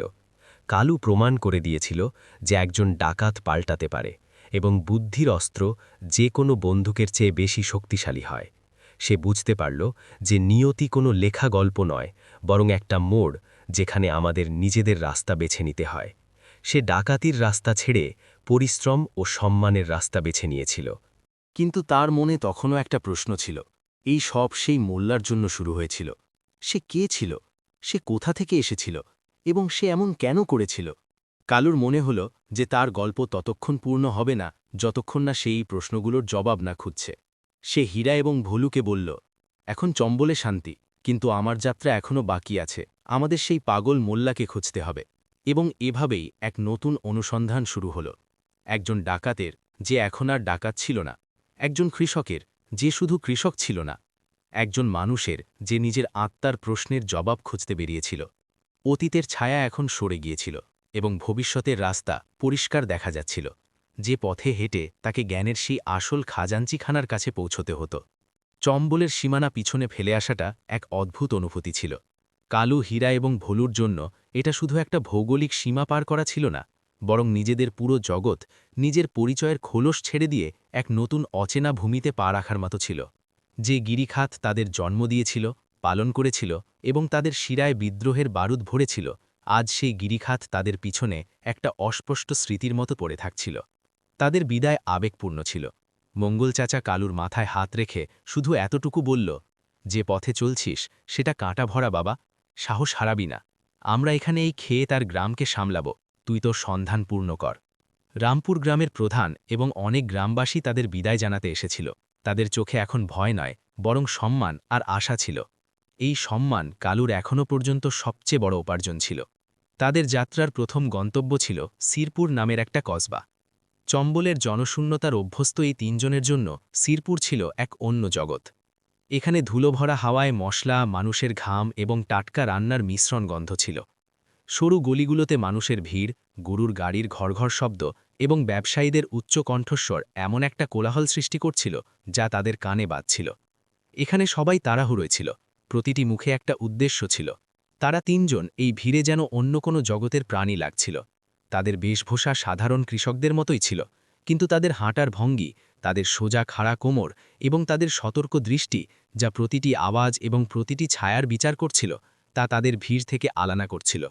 এটা ছিল একজন ডাকাতের অভ্যাস, যা বছরের পর বছর পালিয়ে বেড়ানো এবং বিপদের মধ্যে জীবন কাটানোর ফলে তৈরি হয়, এবং যা একদিনে ভোলা যায় না। তারা একটা সরাইখানায় রাত কাটানোর সিদ্ধান্ত নিল। সরাইখানার মালিক ছিল এক মোটা, লোভী লোক, যার ছোট ছোট চোখ প্রতিটি গ্রাহককে মাপত। যখন সেই তিনজনকে দেখল, তখন তার অভিজ্ঞ চোখ সাথে সাথে কিছু আঁচ করে নিল। এরা কৃষক লাগছিল না, এদের হাতে লাঙলের নয়, বরং তলোয়ারের বাঁট ধরার দাগ ছিল। কোথা থেকে আসা হলো ভাইয়েরা? সরাইখানার মালিক তার নকল হাসির সাথে জিজ্ঞাসা করল। আমরা দূরদেশের মুসাফির, হীরা সতর্কভাবে জবাব দিল, কারণ সে জানত যে সত্যি বলা এখানে বিপজ্জনক হতে পারে। উজ্জয়িনীর দিকে যাচ্ছি। উজ্জয়িন? মহাকালের দর্শন করতে নাকি জ্ঞানের সন্ধানে? মালিক ব্যঙ্গ করে জিজ্ঞেস করল, তাদের ফাটা চপ্পল এবং সাধারণ কাপড় দেখে। এমনিতেই, কালু শান্তভাবে বলল এবং ঘরের চাবি নিয়ে নিল। কিন্তু সন্দেহের বীজ বপন হয়ে গিয়েছিল। রাতের খাবারের সময় সরাইখানায় বসে থাকা অন্য মুসাফির এবং স্থানীয় লোকেরা তাদের অদ্ভুত চোখে দেখছিল।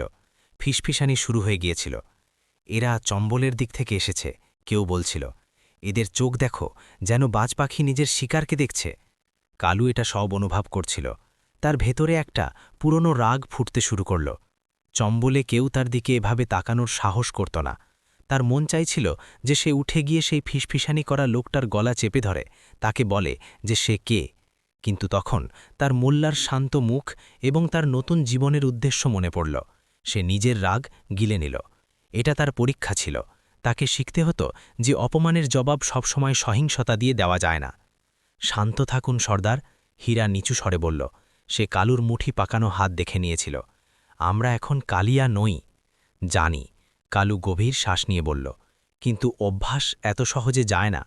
ভোলু, যে দুনিয়াকে নিজের সরল দৃষ্টিতে দেখত, এসব থেকে বেখবর নিজের রুটি খাচ্ছিল। কত সুন্দর ডাল, সে বলল, গ্রামে এমনটা পাওয়া যায় না। তার এই সরলতা পরিবেশটাকে কিছুটা হালকা করে দিল। পরের দিন সকালে যখন তারা কসবার বাজার থেকে যাত্রার জন্য কিছু জিনিসপত্র কিনছিল, তখন তারা বুঝতে পারল যে তাদের উপর নজর রাখা হচ্ছে। কসবার কোতোয়াল, একজন লম্বা, প্রভাবশালী মানুষ, তার দুই সিপাহীকে নিয়ে কিছুটা দূরে দাঁড়িয়ে তাদের দিকে তাকিয়েছিল। সরাইখানার মালিক নিশ্চয়ই খবর দিয়ে দিয়েছে। আমাদের এখান থেকে সাথে সাথে বের হতে হবে, হীরা কালুকে বলল। যদি এরা আমাদের চিনে ফেলে, তবে আমাদের মাথার ওপর রাখা ইনামের কারণে আমরা বিপদে পড়ে যাব। তারা দ্রুত নিজেদের জিনিসপত্র কিনে কসবা থেকে বের হতে লাগল, কিন্তু কোতোয়াল তাদের রাস্তায় আটকে দিল। দাঁড়াও, তোমরা কারা এবং কোথায় যাচ্ছ? কোতোয়াল তার ভারী কণ্ঠে জিজ্ঞেস করল। আমরা কৃষক হুজুর, তীর্থযাত্রায় উজ্জয়িন যাচ্ছি, হীরা মাথা নিচু করে জবাব দিল। কোতোয়াল তাদের ওপর থেকে নিচে পর্যন্ত দেখল। কৃষক? তোমাদের হাত তো অন্য গল্প বলছে। এবং তোমাদের চোখ? তোমাদের চোখে কৃষকদের মতো সরলতা নেই, বরং একটা শিকারীর আগুন আছে। কালু চুপচাপ দাঁড়িয়ে রইল। সে জানত যে একটাও ভুল শব্দ বা কাজ তাদের গাড়োদের পিছনে পৌঁছে দিতে পারে। তল্লাশি দাও, কোতোয়াল আদেশ দিল। সিপাহীরা তাদের তল্লাশি নিল। তাদের কাছে কিছু কাপড়, সামান্য ছাতু এবং কঠোর পরিশ্রমে উপার্জন করা কিছু কয়েন ছাড়া আর কিছুই পাওয়া গেল না। কোনো অস্ত্র ছিল না। কোতোয়াল কিছুটা অবাক হল। সে আশা করেছিল যে সে কিছু না কিছু অবশ্যই পাবে। তোমার নাম কি? সে সরাসরি কালুকে জিজ্ঞেস করল, কারণ সে বুঝতে পেরেছিল যে সেই তাদের সর্দার। এক মুহূর্তের জন্য কালুর মুখ থেকে কালিয়া বেরিয়ে আসতে যাচ্ছিল। এই নাম তার পরিচয়ের অংশ ছিল, তার শক্তির প্রতীক ছিল। কিন্তু সে নিজেকে থামাল। আমার নাম কালুরাম, সে শান্তভাবে বলল, এবং এই আমার ভাই হীরালাল এবং ভোলারাম। কোতোয়াল তাদের মুখগুলো মনোযোগ দিয়ে দেখল, যেন সে তার মাথায় থাকা ডাকাতদের পুরনো ছবিগুলোর সাথে তাদের মেলাচ্ছে। কিন্তু কালুর মুখ এখন আগের মতো ছিল না। তার ওপর চম্বলের নিষ্ঠুরতার জায়গায় ক্ষেতের পরিশ্রমের শান্তি ছিল। তার দাড়ি বেড়েছিল এবং রোদে পুড়ে তার রং আরও গভীর হয়ে গিয়েছিল। কোতোয়াল কোনো শক্ত প্রমাণ পেল না। ঠিক আছে, যাও, সে অনিচ্ছায় বলল, কিন্তু আমার নজর তোমাদের ওপর আছে। যদি এই এলাকায় কোনো গণ্ডগোল হয় তবে সবার আগে আমি তোমাদেরকে ধরব। তারা তিনজন চুপচাপ সেখান থেকে এগিয়ে গেল। যতক্ষণ না সিরপুর তাদের চোখ থেকে আড়াল হয়ে গেল ততক্ষণ তারা হাঁটতে থাকল। তারপর একটা গাছের ছায়ায় থেমে তারা শ্বাস নিল। এটা তো কেবল শুরু, হীরা বলল। দুনিয়া আমাদের এত সহজে মেনে নেবে না। আমাদের কপালে যে কলঙ্ক লেগেছে তা পরিশ্রমের ঘাম দিয়েও হয়তো মুছবে না। মুছে যাবে হীরা, কালু বলল। তার কণ্ঠে এক নতুন দৃঢ়তা ছিল। যখন উদ্দেশ্য সৎ থাকে তখন রাস্তার পাথর নিজেই ফুল হয়ে যায়। আমাদের শুধু চলতে থাকতে হবে। এই ঘটনা তাদের একটা বড় শিক্ষা দিয়েছিল। তারা তাদের পুরনো পরিচয়কে শুধু ছেড়ে দেওয়ার সিদ্ধান্ত নিয়েই তা থেকে মুক্ত হতে পারত না। তাদের নিজেদের নতুন পরিচয়কে নিজেদের কর্ম দিয়ে, নিজেদের ব্যবহার দিয়ে এবং নিজেদের ধৈর্য দিয়ে অর্জন করতে হতো। এই সন্ধান শুধু মোল্লার ছিল না, এটা নিজেকে নতুন করে সংজ্ঞায়িত করার সন্ধান ছিল। ধুলো ভরা রাস্তা এবং সন্দেহের দৃষ্টি তাদের যাত্রাকে আরও কঠিন করে তুলেছিল, কিন্তু একই সাথে তাদের সংকল্পকে আরও মজবুত করেছিল। তারা জানত যে সামনের পথ সহজ হবে না, কিন্তু তারা পিছনে ফেরার জন্য বের হয়নি। সিরপুর থেকে বেরিয়ে তাদের যাত্রা তাদের ছোট ছোট গ্রাম এবং অচেনা পথে নিয়ে গেল। তারা প্রতিটি জায়গায় থামত, লোকজনের সাথে কথা বলত এবং এক অদ্ভুত চেহারার বেফাস কথা বলা মোল্লার কথা জিজ্ঞাসা করত। তাদের অনেক গল্প শুনতে পাওয়া গেল, কিন্তু কোনো গল্পই তাদের মোল্লা নাসিরুদ্দিনের কাছে নিয়ে গেল না। কেউ বলল যে এক ফকির নদীকে নিজের কথায় থামিয়ে দিয়েছিল, তো কেউ বলল যে এক জাদুকর গাধাকে মানুষ বানিয়ে দিয়েছিল। এই গল্পগুলো তাদের বিভ্রান্ত তো করত, কিন্তু তাদের মনোরঞ্জনও করত। ভুলুর এই গল্পগুলোতে খুব মজা আসত। সে প্রতিটি গল্পকে সত্যি ভাবত এবং তারপর ঘণ্টার পর ঘণ্টা হীরার সাথে সেগুলোর ওপর তর্ক করত। হীরা নিজের তার্কিক মস্তিষ্ক দিয়ে প্রতিটি গল্পের বিশ্লেষণ করার চেষ্টা করত এবং শেষে ক্লান্ত হয়ে বলতো, ভুলু, এই দুনিয়ায় যত মুখ তত গল্প, আমাদের তথ্যগুলোর উপর মনোযোগ দিতে হবে। এক সন্ধ্যায় যখন তারা একটা গ্রামের চত্বরে বসে নিজেদের ক্লান্তি দূর করছিল, তখন তারা দুই ব্যবসায়ীকে কথা বলতে শুনল। আরে, তুমি শুনেছ অমৃতপুরা গ্রামে কি হয়েছে? একজন ব্যবসায়ী বলল। ওখানকার কর আধিকারিককে এক বুড়ো এমন ঘুরিয়েছিল যে সে কর না নিয়েই ফিরে গেল। কিভাবে? অন্যজন আগ্রহ নিয়ে জিজ্ঞেস করল। সেই বুড়ো আধিকারিককে বলল, আমি তোমাকে কর অবশ্যই দেব, কিন্তু আগে আমার 3টে প্রশ্নের জবাব দাও। সে এমন উল্টোপাল্টা প্রশ্ন জিজ্ঞেস করল যে আধিকারিকের মাথা ঘুরে গেল। সে জিজ্ঞেস করল, আকাশে কটা তারা আছে, পৃথিবীর কেন্দ্র কোথায়, আর আমার মনে এই মুহূর্তে কি চলছে? বেচারা আধিকারিক কি জবাব দেবে? লজ্জিত হয়ে চলে গেল। এই কথা শুনেই কালু, হীরা এবং ভোলুর কান খাড়া হয়ে গেল। এই পদ্ধতি, এই বোকামির মধ্যে লুকিয়ে কাকা বুদ্ধিমত্তা, এটা অন্য কারো নয়, মোল্লা নাসিরুদ্দিনেরই হতে পারত। অমৃতপুরা এখান থেকে কত দূরে? কালুর সাথে সাথে সেই ব্যবসায়ীকে জিজ্ঞেস করল। ব্যবসায়ী তাদের রাস্তা বলল। অমৃতপুরা সেখান থেকে প্রায় 2 দিনের দূরত্বে ছিল। তাদের ভেতরে একটা নতুন আশার ঢেউ বয়ে গেল। প্রথমবারের মতো তারা একটা শক্ত সূত্র পেয়েছিল। 2 দিনের যাত্রার পর তারা অমৃতপুরা পৌঁছল। এটা ছিল একটা শান্ত এবং সুন্দর গ্রাম, যা একটা ছোট নদীর কিনারায় গড়ে উঠেছিল। গ্রামের ঘরগুলো মাটির তৈরি ছিল এবং সেগুলোর ওপর সুন্দর চিত্র আঁকা ছিল। হাওয়ায় ভেজা মাটি এবং ফুলেরও গন্ধ ছিল। তারা গ্রামবাসীদের কাছে সেই ঘটনার কথা জিজ্ঞেস করল। গ্রামবাসীরা হেসে পুরো গল্পের সত্যতা নিশ্চিত করল। তারা বলল যে সেই মোল্লা কিছুদিন আগেই গ্রামে এসেছিল এবং গ্রামের বাইরে থাকা গোমতী আম্মার বাড়িতে উঠেছিল। গুমতি আম্মা? হীরা জিজ্ঞেস করল। তিনি কে?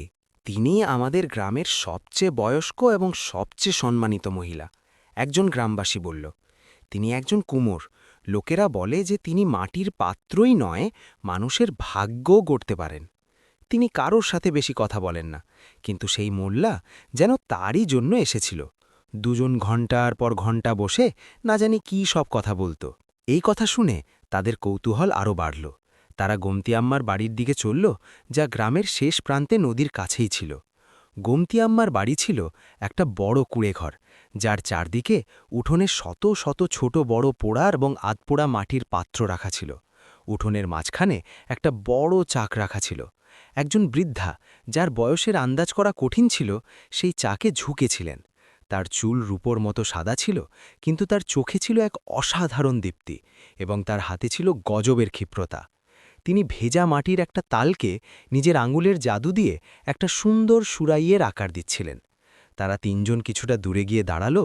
তাদের সেই শান্ত এবং সৃজনশীল পরিবেশে বাধা দিতে সংকোচ হচ্ছিল। গোমতী আম্মা মাথা না তুলেই বললেন, যদি পাত্র কিনতে এসেছ তো সেখানে রাখা আছে, বেছে নাও। আর যদি কিছু জিজ্ঞেস করতে এসেছ তবে আগে নিজের চোখের তৃষ্ণা মেটাও। এই মাটির খেলা রোজ রোজ দেখতে পাওয়া যায় না। তার কণ্ঠে ছিল এক অদ্ভুত স্থিতি এবং কর্তৃত্ব। তারা তিনজন চুপচাপ সেখানেই দাঁড়িয়ে তাকে কাজ করতে দেখতে লাগল। চাক ঘুরছিল এবং তার সাথে যেন সময়ও ঘুরছিল। কালুর মনে হল যেন সেই মাটির তালটা সে নিজে এবং কোনো অদৃশ্য শক্তি তাকে একটা নতুন আকার দিচ্ছে। যখন সুরাই তৈরি হয়ে গেল তখন গোমতী আম্মা চাক থামালেন, নিজের মাটিমাখা হাতগুলোকে পাশে রাখা জলের পাত্রে ধুলেন এবং তাদের দিকে ঘুরলেন। তিনি তাদের এমন দৃষ্টিতে দেখলেন যেন তিনি তাদের শরীরকে নয়, বরং তাদের আত্মাকে দেখছেন। এখন বলো, কি কাজ চম্বলের বিদ্রোহীদের? তিনি শান্তভাবে জিজ্ঞেস করলেন। তারা তিনজন হতবাক হয়ে গেল। এই বুড়ি মহিলা কিভাবে জানলেন যে তারা কারা? হীরা সামলে নিয়ে বলল, আম্মা, আমরা বিদ্রোহী নই, আমরা তো শুধু মুসাফির। গোমতী আম্মা হাসলেন। বাসা, আমি আমার জীবন মাটির সাথে কাটিয়েছি। আমি মাটিকে ছুঁয়ে বলতে পারি যে তা পাত্র হবে নাকি রাস্তার ধুলো।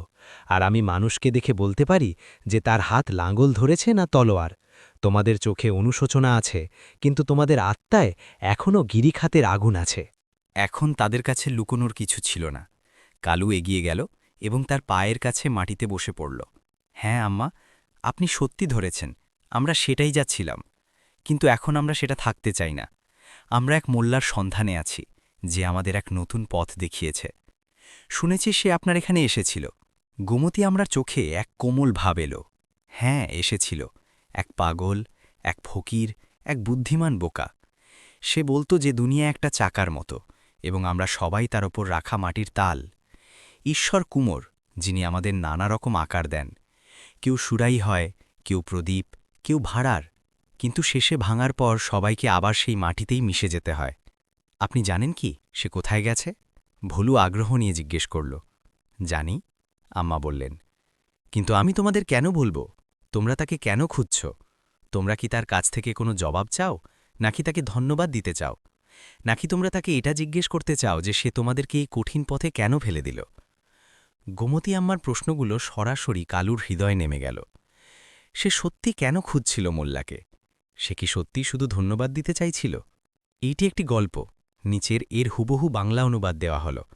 বা তার না এর মধ্যে অন্য কোনো গভীর প্রশ্ন ছিল? তার উপলব্ধি হল যে সে হয়তো মুন্নার কাছে এই আশ্বাস চেয়েছিল যে সে যে পথ বেছে নিয়েছে তা সঠিক। আমি জানি না আম্মা, কালু সততার সাথে স্বীকার করল। হয়তো আমি এই সব প্রশ্নের উত্তর চাই। গোমতী আম্মা আরও একটি গল্প শোনালেন। একবার সেই নাসিরুদ্দিন আমার কাছে এসে বলল, আম্মা, তোমার এই সবচেয়ে সুন্দর মাটির পাত্রটি আমাকে দিয়ে দাও। আমি তাকে আমার সবচেয়ে শৈল্পিক এবং দামি পাত্রটি দিয়ে দিলাম। সে সেটা নিয়ে বাজারে গেল এবং একজন গাধার মালিককে বলল, ভাই, এই মূল্যবান মাটির পাত্রটি নাও এবং তোমার এই গাধাটি আমাকে দাও। গাধার মালিক হেসে ফেলল। সে বলল, পাগল নাকি? এই মাটির পাত্রের বদলে আমি তোমাকে এক বস্তা শস্য দিতে পারি, গাধা নয়। নাসিরুদ্দিন ফিরে এলো এবং আমাকে বলল, আম্মা, তোমার শিল্পের মূল্য একটা গাধার থেকেও কম। আমি খুব রেগে গিয়েছিলাম, কিন্তু এরপর সে বোঝালো, মূল্য জিনিসটার মধ্যে নয়, যারা দেখছে তাদের প্রয়োজনের মধ্যে থাকে। গাধার মালিকের কাছে তার গাধা সেই মাটির পাত্রের থেকে বেশি মূল্যবান ছিল। তুমি তোমার শিল্পকে মূল্যবান মনে করো, কিন্তু সেটা কি কোনো ক্ষুধার্থের পেট ভরাতে পারে? এই গল্প শুনে তিনজনেই চুপ হয়ে গেল। এই ছোট গল্পটির মধ্যে একটি খুব গভীর দর্শন লুকিয়েছিল। সে তোমাদের গোবরের স্তূপ দেখিয়েছিল, তাই না? গোমতী আম্মা হঠাৎ জিজ্ঞেস করলেন। কালু চমকে গেল। আপনি কি করে জানলেন? সে আমাকে বলেছিল। আম্মা হাসলেন।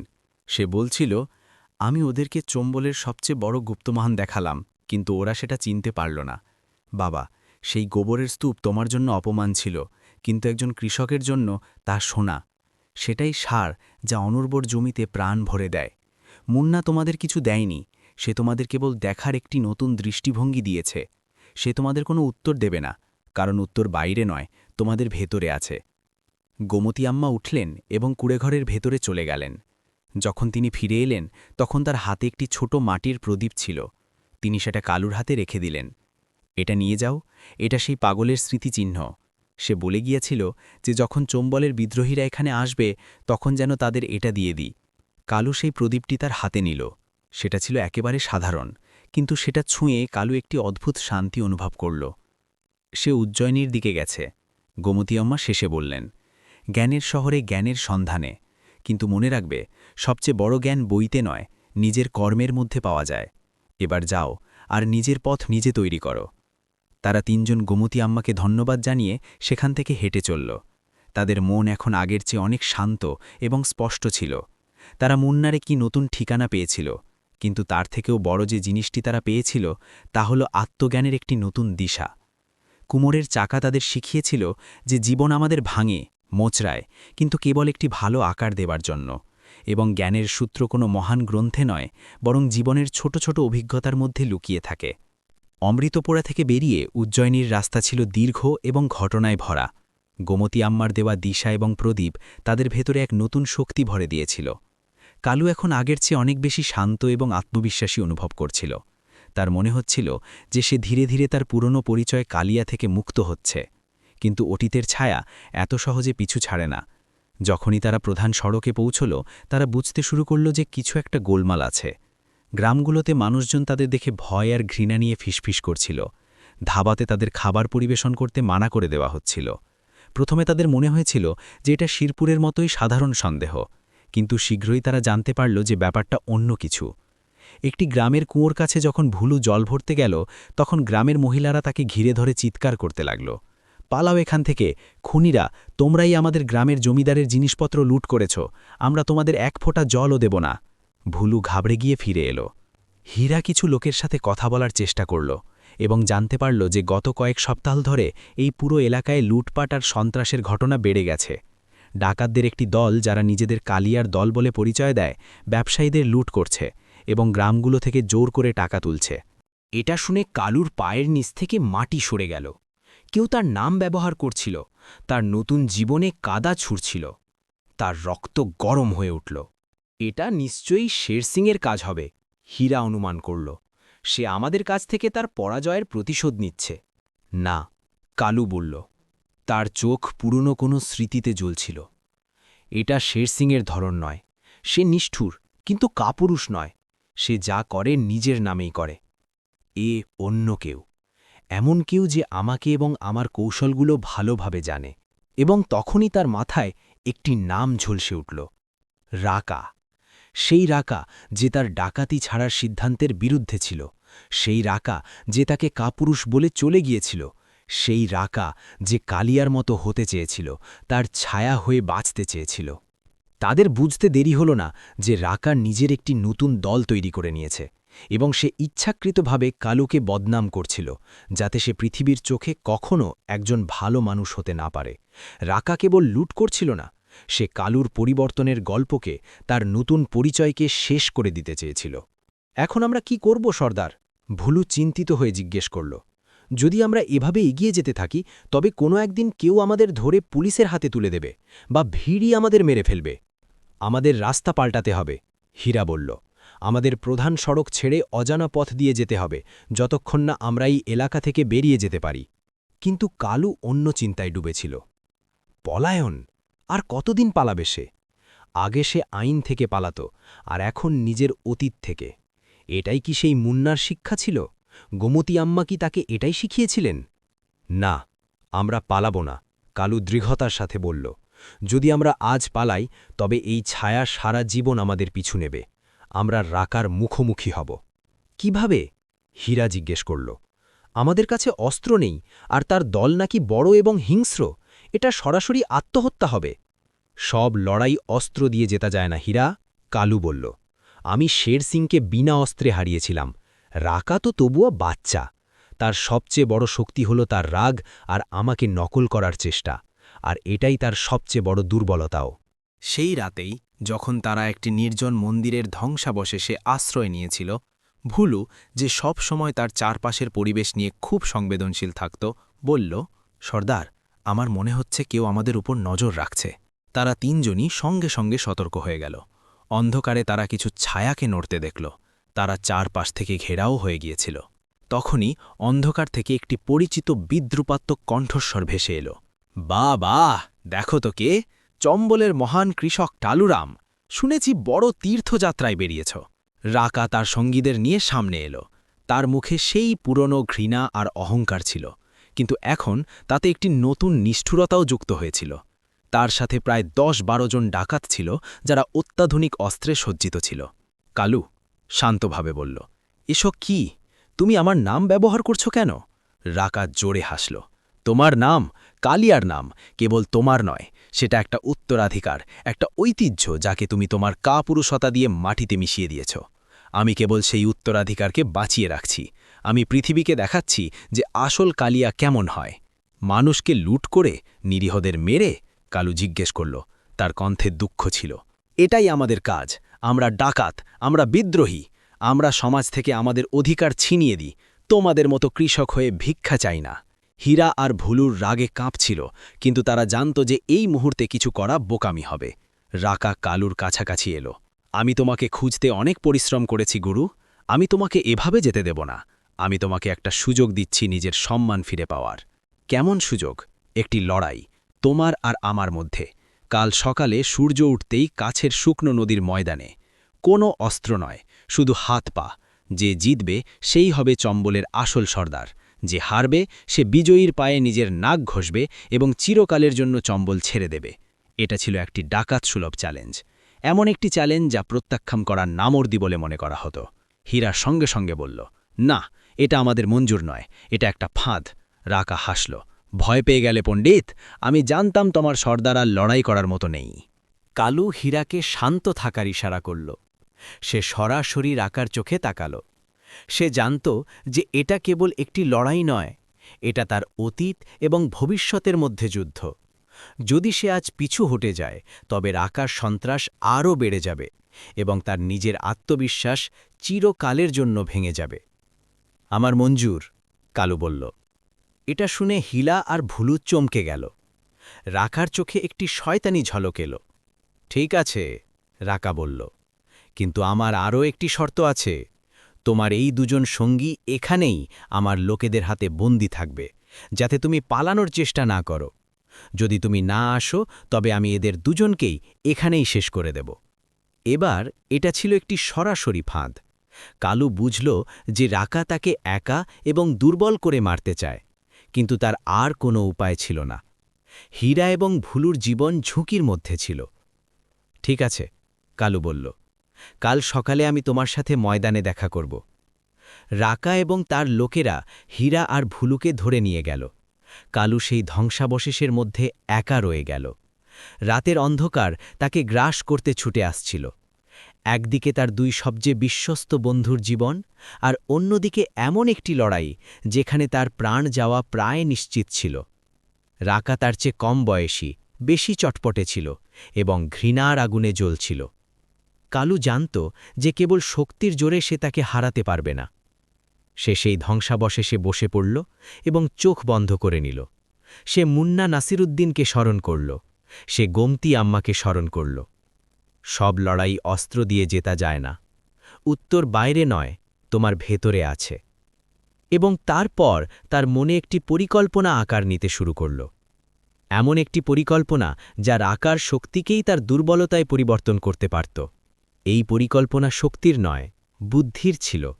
এই পরিকল্পনা কালিয়ার নয়, কালু রামের ছিল। সে চোখ খুলল। তার চোখে এখন ভয় নয়, বরং একটি অদ্ভুত শান্তি এবং দৃঢ় সংকল্প ছিল। সে জানত তাকে কি করতে হবে। ফিরে আসা অতীত তাকে ভয় দেখাতে নয়, বরং তাকে চিরকালের জন্য মুক্ত করতে এসেছিল। রাত যত গভীর হল, ধ্বংসাবশেষের নীরবতা কালুর চিন্তার কোলাহলে ভরে গেল। সে একজন বন্দির মতো অনুভব করছিল, যাকে তার নিজের অতীতই বন্দি করে ফেলেছে। কিন্তু তারপর সে গোমতী আম্মা দেওয়া মাটির প্রদীপটি তার পকেট থেকে বের করল। অন্ধকারে সে সেটা অনুভব করতে পারছিল, তার মসৃণ ঠান্ডা উপরিভাগ, তার সরল গড়ন। এই প্রদীপটি কেবল মাটির একটি টুকরো ছিল না, এটি ছিল একটি প্রতীক, এমন একটি প্রতীক যা তাকে মনে করিয়ে দিচ্ছিল যে সবচেয়ে গভীর অন্ধকারেও জ্ঞানের একটি ছোট শিখা পথ দেখাতে পারে। সে রাকার সবচেয়ে বড় দুর্বলতা বুঝতে পেরেছিল। রাকা তার সাথে লড়াই করছিল না, সে কালিয়ার সেই ছবির সাথে লড়াই করছিল যা সে নিজের মনে তৈরি করে রেখেছিল। সে নিজেকে আসল কালিয়া প্রমাণ করতে চেয়েছিল। সে শক্তি, নিষ্ঠুরতা এবং ভয়ের প্রদর্শন করতে চেয়েছিল। কালু সিদ্ধান্ত নিল যে সে তাকে সেটাই দেবে যা সে চায়, তবে নিজের উপায়। পরিকল্পনার প্রথম ধাপ, বার্তা। কালু জানত যে সে একা এই লড়াই জিততে পারবে না। শের সিংয়ের বিরুদ্ধে তার জয়ের কারণ ছিল গ্রামবাসীদের সমর্থন। তার এখানেও সাহায্যের প্রয়োজন ছিল, কিন্তু কিভাবে? তার কাছে কেউ ছিল না। তখন তার মনে পড়ল যে রাকার দলের সবাই তার মতো অতটা উন্মাদ হবে না। কিছু লোক কেবল টাকা বা ভয়ের কারণে তার সাথে যুক্ত হয়েছে। সে ধ্বংসাবশেষের চারপাশ ঘুরে দেখতে শুরু করল। সে শিকারীর মতো প্রতিটি ছায়া, প্রতিটি শব্দে মনোযোগ দিচ্ছিল। সে জানত যে রাকা তার উপর নজর রাখার জন্য কাউকে না কাউকে নিশ্চয়ই ছেড়েছে। কিছুক্ষণ পরে সে একটি গাছের পিছনে একটি ছায়া দেখতে পেল। কালু ইচ্ছাকৃতভাবে জোরে জোরে নিজের সাথে কথা বলতে শুরু করল, যেমনটা কোনো পরাজিত, ভীত মানুষ করে। আমি কি করব? রাকা আমাকে মেরে ফেলবে, আমি ওকে হারাতে পারব না। হায় রে কপাল, কোথায় ফেসে গেলাম? সে মাটিতে বসে পড়ল এবং নিজের মাথা ধরল, পুরোপুরি হতাশ হবার ভান করে। এটা দেখে গাছের পিছনে লুকিয়ে থাকা ডাকাতটি কিছুটা নিশ্চিন্ত হল। তার মনে হল যে কালুর মনোবল ভেঙে গেছে। কিছুক্ষণ পরে কালু উঠল এবং ধ্বংসাবশেষের পেছনের দিকে চলে গেল, যেন সে পালানোর কোনো গোপন রাস্তা খুঁজছিল। সেই ডাকাতটি চুপি চুপি তার পিছু নিল। যখন সে একটি অন্ধকার কোণে পৌঁছল, কালু যে দেওয়ালের পিছনে লুকিয়েছিল বিদ্যুতের গতিতে বেরিয়ে এলো এবং তাকে জাপটে ধরল। সেই ডাকাতটি কিছু বোঝার আগেই কালুর শক্ত হাত তার মুখে ছিল এবং একটি ধারালো পাথর তার গলায়। চিৎকার করলেই এখানেই শেষ করে দেব, কালু তার পুরনো ঠান্ডা কালিয়াসুলভ স্বরে ফিসফিস করে বলল। ডাকাতটি ভয়ে কাঁপতে শুরু করল। আমি তোমাকে মারব না, কালু তার গলা নরম করে বলল। আমি তোমাকে একটি সুযোগ দিচ্ছি। তুমি রাকার জন্য কাজ করো, কিন্তু সে কি তোমার পরোয়া করে? সে কেবল নিজের লড়াইয়ের জন্য তোমাকে ব্যবহার করছে। যদি সে জেতে, তবে সব নাম তার হবে। যদি সে হারে বা তুমি ধরা পড়ো, তবে সে তোমাকে চিনতেও অস্বীকার করবে। ডাকাতের চোখে ভয়ের পাশাপাশি একটি সত্যের ঝলকও ছিল। আমি তোমাকে আর তোমার সঙ্গীদের একটি সুযোগ দিচ্ছি, একটি ভালো জীবনের, কালু বলল। তোমাকে কেবল আমার একটি ছোট কাজ করতে হবে। তোমাকে সিরপুরের কোতোয়ালের কাছে আমার একটি বার্তা পৌঁছাতে হবে। তাকে বলো যে রাকা, যার ওপর অনেক লুটের অভিযোগ আছে, নিজের দল নিয়ে শুকনো নদীর কাছে ঘাঁটি গেড়েছে। তাকে এটাও বলো যে এই খবর কালুরাম দিয়েছে, যে আইনকে সাহায্য করতে চায়। ডাকাতটি অবাক হল। কিন্তু তুমি তো? আমি যা ছিলাম তা ছিলাম, কালু তাকে থামিয়ে দিয়ে বলল।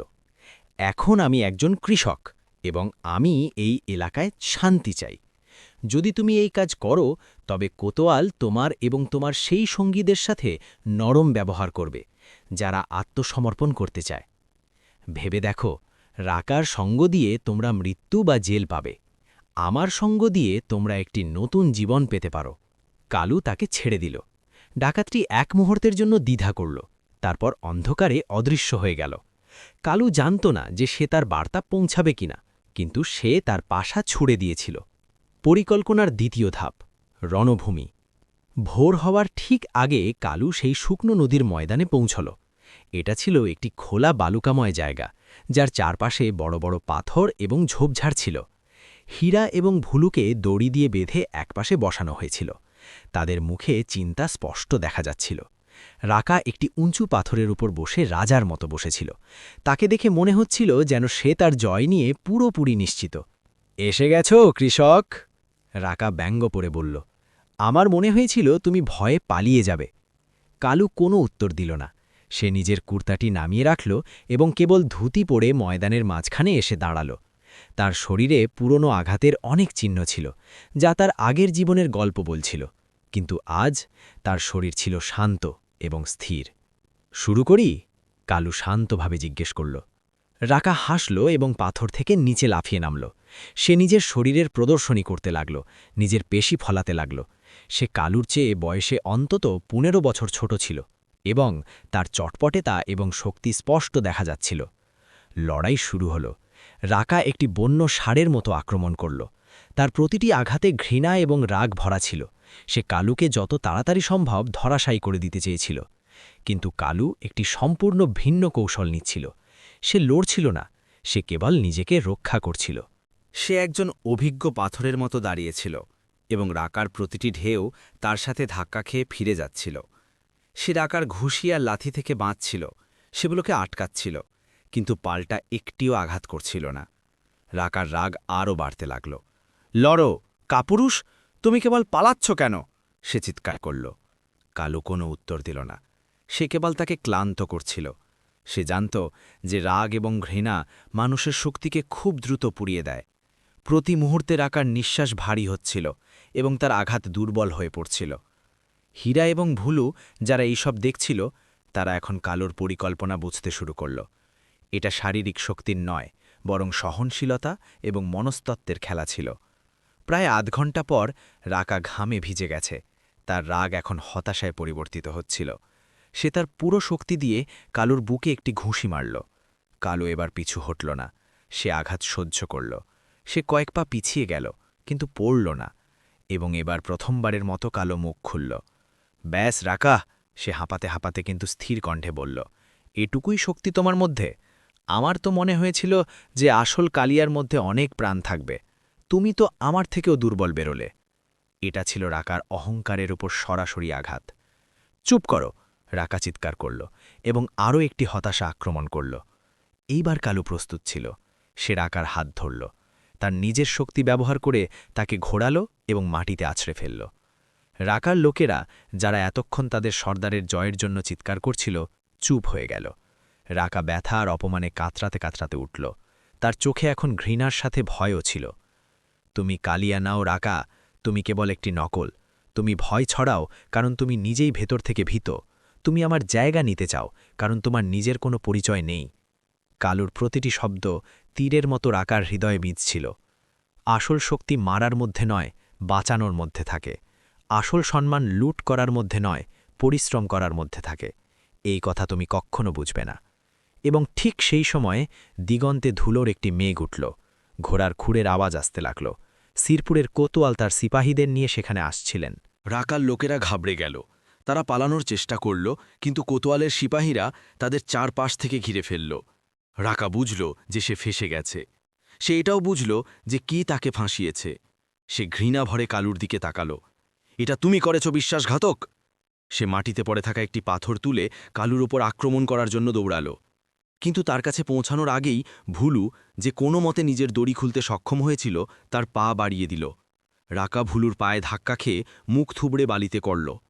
কোতোয়াল এবং তার সিপাহীরা সেখানে পৌঁছে গেলেন। তারা রাকা এবং তার সব সঙ্গীকে গ্রেপ্তার করলেন। কোতোয়াল ঘোড়া থেকে নেমে কালুর কাছে এলেন। তিনি কালুর শরীরে লাগা আঘাতগুলো দেখলেন এবং তারপর সেই শান্তিকে দেখলেন যা তার মুখে ছিল। তুমি আইনের সাহায্য করে অনেক বড় কাজ করেছ কালুরাম, কোতোয়াল বললেন। তার কণ্ঠে এখন সন্দেহ নয়, বরং সম্মান ছিল। তোমার ওপর যে পুরনো পুরস্কার ছিল, সেগুলো ক্ষমা করার জন্য আমি সুপারিশ করব। তুমি এখন স্বাধীন। হীরা এবং ভুলু দৌড়ে কালুর কাছে এলো। তারা জিতে গিয়েছিল এবং এটা ছিল এমন এক জয় যেখানে এক ফোঁটা রক্তও ঝরেনি। এটা ছিল বুদ্ধির জয়, ধৈর্যের জয় এবং একটি নতুন বিশ্বাসের জয়। কালু উদীয়মান সূর্যের দিকে তাকালো। তার মনে হলো যেন আজ একটি নতুন সূর্য উঠেছে, কেবল আকাশে নয়, বরং তার নিজের আত্মাতেও। সে তার অতীতকে চিরকালের জন্য হারিয়ে দিয়েছিল। রণক্ষেত্রে সে কেবল রাকাকে নয়, বরং তার ভেতরের কালিয়াকেও পরাজিত করেছিল। রাকা এবং তার দলের গ্রেপ্তারের পর শুকনো নদীর সেই ময়দান, যা কিছুক্ষণ আগে একটি রণক্ষেত্র হয়েছিল, এখন শান্তির চাদর মুড়েছিল। কোতোয়াল এবং তার সিপাহীরা ডাকাতদের বেঁধে নিয়ে যাওয়ার প্রস্তুতি নিচ্ছিলেন। যে ডাকাতকে কালু বার্তাবাহক বানিয়েছিল, সে এবং তার কিছু সঙ্গী যারা আত্মসমর্পণ করেছিল, একপাশে দাঁড়িয়েছিল। তাদের চোখে ভবিষ্যৎ নিয়ে অনিশ্চয়তা, কিন্তু একটি আশাও ছিল। কোতোয়াল কালুর কাছে এসে বললেন, কালুরাম, তোমার সাহস এবং তোমার বুদ্ধিমত্তা আজ এই পুরো এলাকাকে একটি বড় সন্ত্রাস থেকে মুক্ত করেছে। তুমি প্রমাণ করে দিয়েছ যে মানুষ চাইলে পরিবর্তন হতে পারে। আইন তোমার এই নতুন জীবনে কোনো বাধা দেবে না। কালু শুধু হাত জোর করে কোতোয়ালকে ধন্যবাদ জানালো। তার কোনো প্রশংসা বা পুরস্কারের আকাঙ্ক্ষা ছিল না। সে যে সবচেয়ে বড় জিনিসটি পেয়েছিল, তা ছিল আত্মসম্মানের অনুভূতি। আজ প্রথমবারের মতো তার মনে হলো যে সে সত্যিই স্বাধীন, আইন থেকেও এবং নিজের অতীত থেকেও। যখন সিপাহীরা ডাকাতদের নিয়ে চলে গেল, তখন ময়দানে কেবল কালু, হীরা এবং ভুলু রয়ে গেল। ভুলু কালুকে জড়িয়ে ধরল। সর্দার, আমার তো মনে হয়েছিল আজ আমরা সবাই মারা যাব। আপনি তো কামাল করে দিলেন। হীরার চোখেও প্রশংসার ভাব ছিল। আমি সবসময় শক্তি আর কৌশলের কথা বলতাম সর্দার, কিন্তু আজ আমি বুদ্ধি এবং ধৈর্যের আসল শক্তি দেখলাম। আপনি রাকাকে শরীর থেকে নয়, তার আত্মা থেকে হারিয়েছেন। কালু হাসল। এটা আমি করিনি, সেই মুন্নার শিক্ষায় হয়েছে। সে আমাদের দেখিয়েছিল যে প্রতিটি সমস্যার সমাধান সহিংসতা নয়।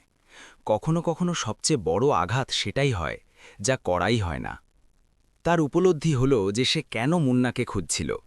শুরুতে হয়তো সে উত্তর বা আশ্বাসের জন্য তাকে খুঁজছিল, কিন্তু এখন তার সন্ধানের উদ্দেশ্য বদলে গিয়েছে। সে এখন মুন্নাকে কিছু চাওয়ার জন্য নয়, বরং কিছু দেওয়ার জন্য খুঁজতে চেয়েছিল। তার কৃতজ্ঞতা, তার ধন্যবাদ।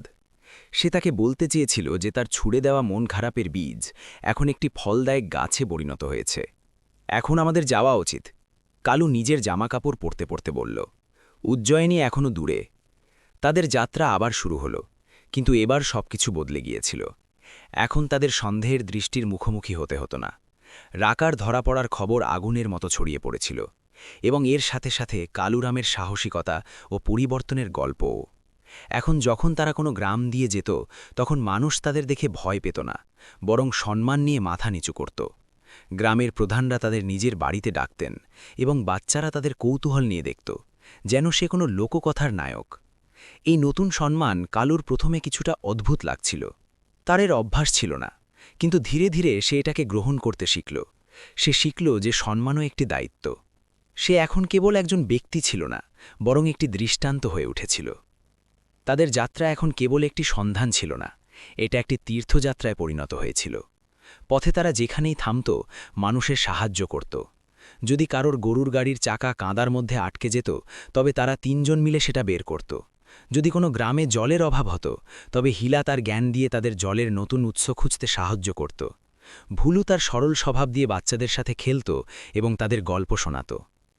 তারা রোজগার করত এবং খেত। তারা কারোর কাছে ভিক্ষে চাইত না। তারা খেতে কাজ করত, কুঁয়ো খুঁড়ত, এবং যে মজুরি পেত তা দিয়েই নিজেদের দিন কাটাত। প্রতিদিনের পরিশ্রমের পর যখন তারা রাতে খোলা আকাশের নিচে শুয়ে থাকত, তখন তাদের এমন একটি গভীর এবং তৃপ্তিদায়ক ঘুম আসত, যা চম্বলের গুপ্তধনে ভরা আস্তানাতেও তারা কখনো পায়নি। কালুর ভেতরের মন্থন এখন শান্ত হয়ে গিয়েছিল। সে তার প্রশ্নের উত্তর পেয়ে গিয়েছিল, এবং সেই উত্তরগুলো তাকে মুন্না নয়, বরং তার নিজের যাত্রা, তার নিজের অভিজ্ঞতাগুলোই দিয়েছিল। সে শিখেছিল যে পরিচয় এমন কোনো জিনিস নয় যা আমরা জন্ম থেকে পাই, বরং এটা সেটাই যাকে আমরা নিজেদের কর্ম দিয়ে প্রতিদিন গড়ে তুলি। সে শিখেছিল যে আসল স্বাধীনতা বাইরের বন্ধন থেকে মুক্তি নয়, বরং নিজের মনের ক্রোধ, হিংসা এবং অহংকার থেকে মুক্তি। এক সন্ধ্যায় যখন তারা একটি পাহাড়ের ওপর থেকে নিচে ছড়িয়ে থাকা বিশাল ময়দানটি দেখছিল, তখন দূর দিগন্তে তারা একটি বড় শহরের আলো জ্বলতে দেখল। ওই দেখো, হীরা উৎসাহের সাথে বলল, ওটা উজ্জয়িনী। সেই শহরটিকে দেখে, যা জ্ঞান এবং আধ্যাত্মিকতার কেন্দ্র বলে মনে করা হয়, তাদের তিনজনের মনে একটি নতুন শ্রদ্ধার ভাব জাগল। তাদের গন্তব্য এখন সামনে ছিল। তারা জানত না যে মুন্নাকে তারা সেখানে খুঁজে পাবে কিনা। তারা এটাও জানত না যে যদি সে পেয়েও যায়, তবে তাকে কি বলবে। কিন্তু একটি বিষয় তারা নিশ্চিতভাবে জানত, তারা এখন সেই তিনজন লোক ছিল না যারা চম্বল থেকে যাত্রা শুরু করেছিল। চম্বলের বিদ্রোহীরা এখন জীবনের তীর্থযাত্রী হয়ে উঠেছিল। কালু তার পকেট থেকে সেই মাটির প্রদীপটি বের করল। সূর্যের শেষ আলোয় সেটা চকচক করছিল। সে সেটা নিজের চোখের কাছে ধরল। চলো, সে তার সঙ্গীদের বলল, সকাল হতে চলেছে। এবং তারা তিনজন সেই শহরের দিকে হেঁটে চলল, যেখানে তাদের অনুসন্ধানের পরবর্তী এবং হয়তো চূড়ান্ত অধ্যায় তাদের জন্য অপেক্ষা করছিল। তাদের অতীত এখন পুরোপুরি পিছনে ফেলে আসা হয়েছিল, এবং তাদের ভবিষ্যৎ একটি নতুন সকালের মতো উজ্জ্বল এবং সম্ভাবনায় ভরা ছিল। বন্ধুরা, আপনাদের এই গল্পটি কেমন লাগলো মন্তব্যে অবশ্যই জানাবেন, এবং আমাদের চ্যানেল সালাম ভয়েসকে সাবস্ক্রাইব অবশ্যই করবেন। ভিডিও দেখার জন্য অনেক অনেক ধন্যবাদ।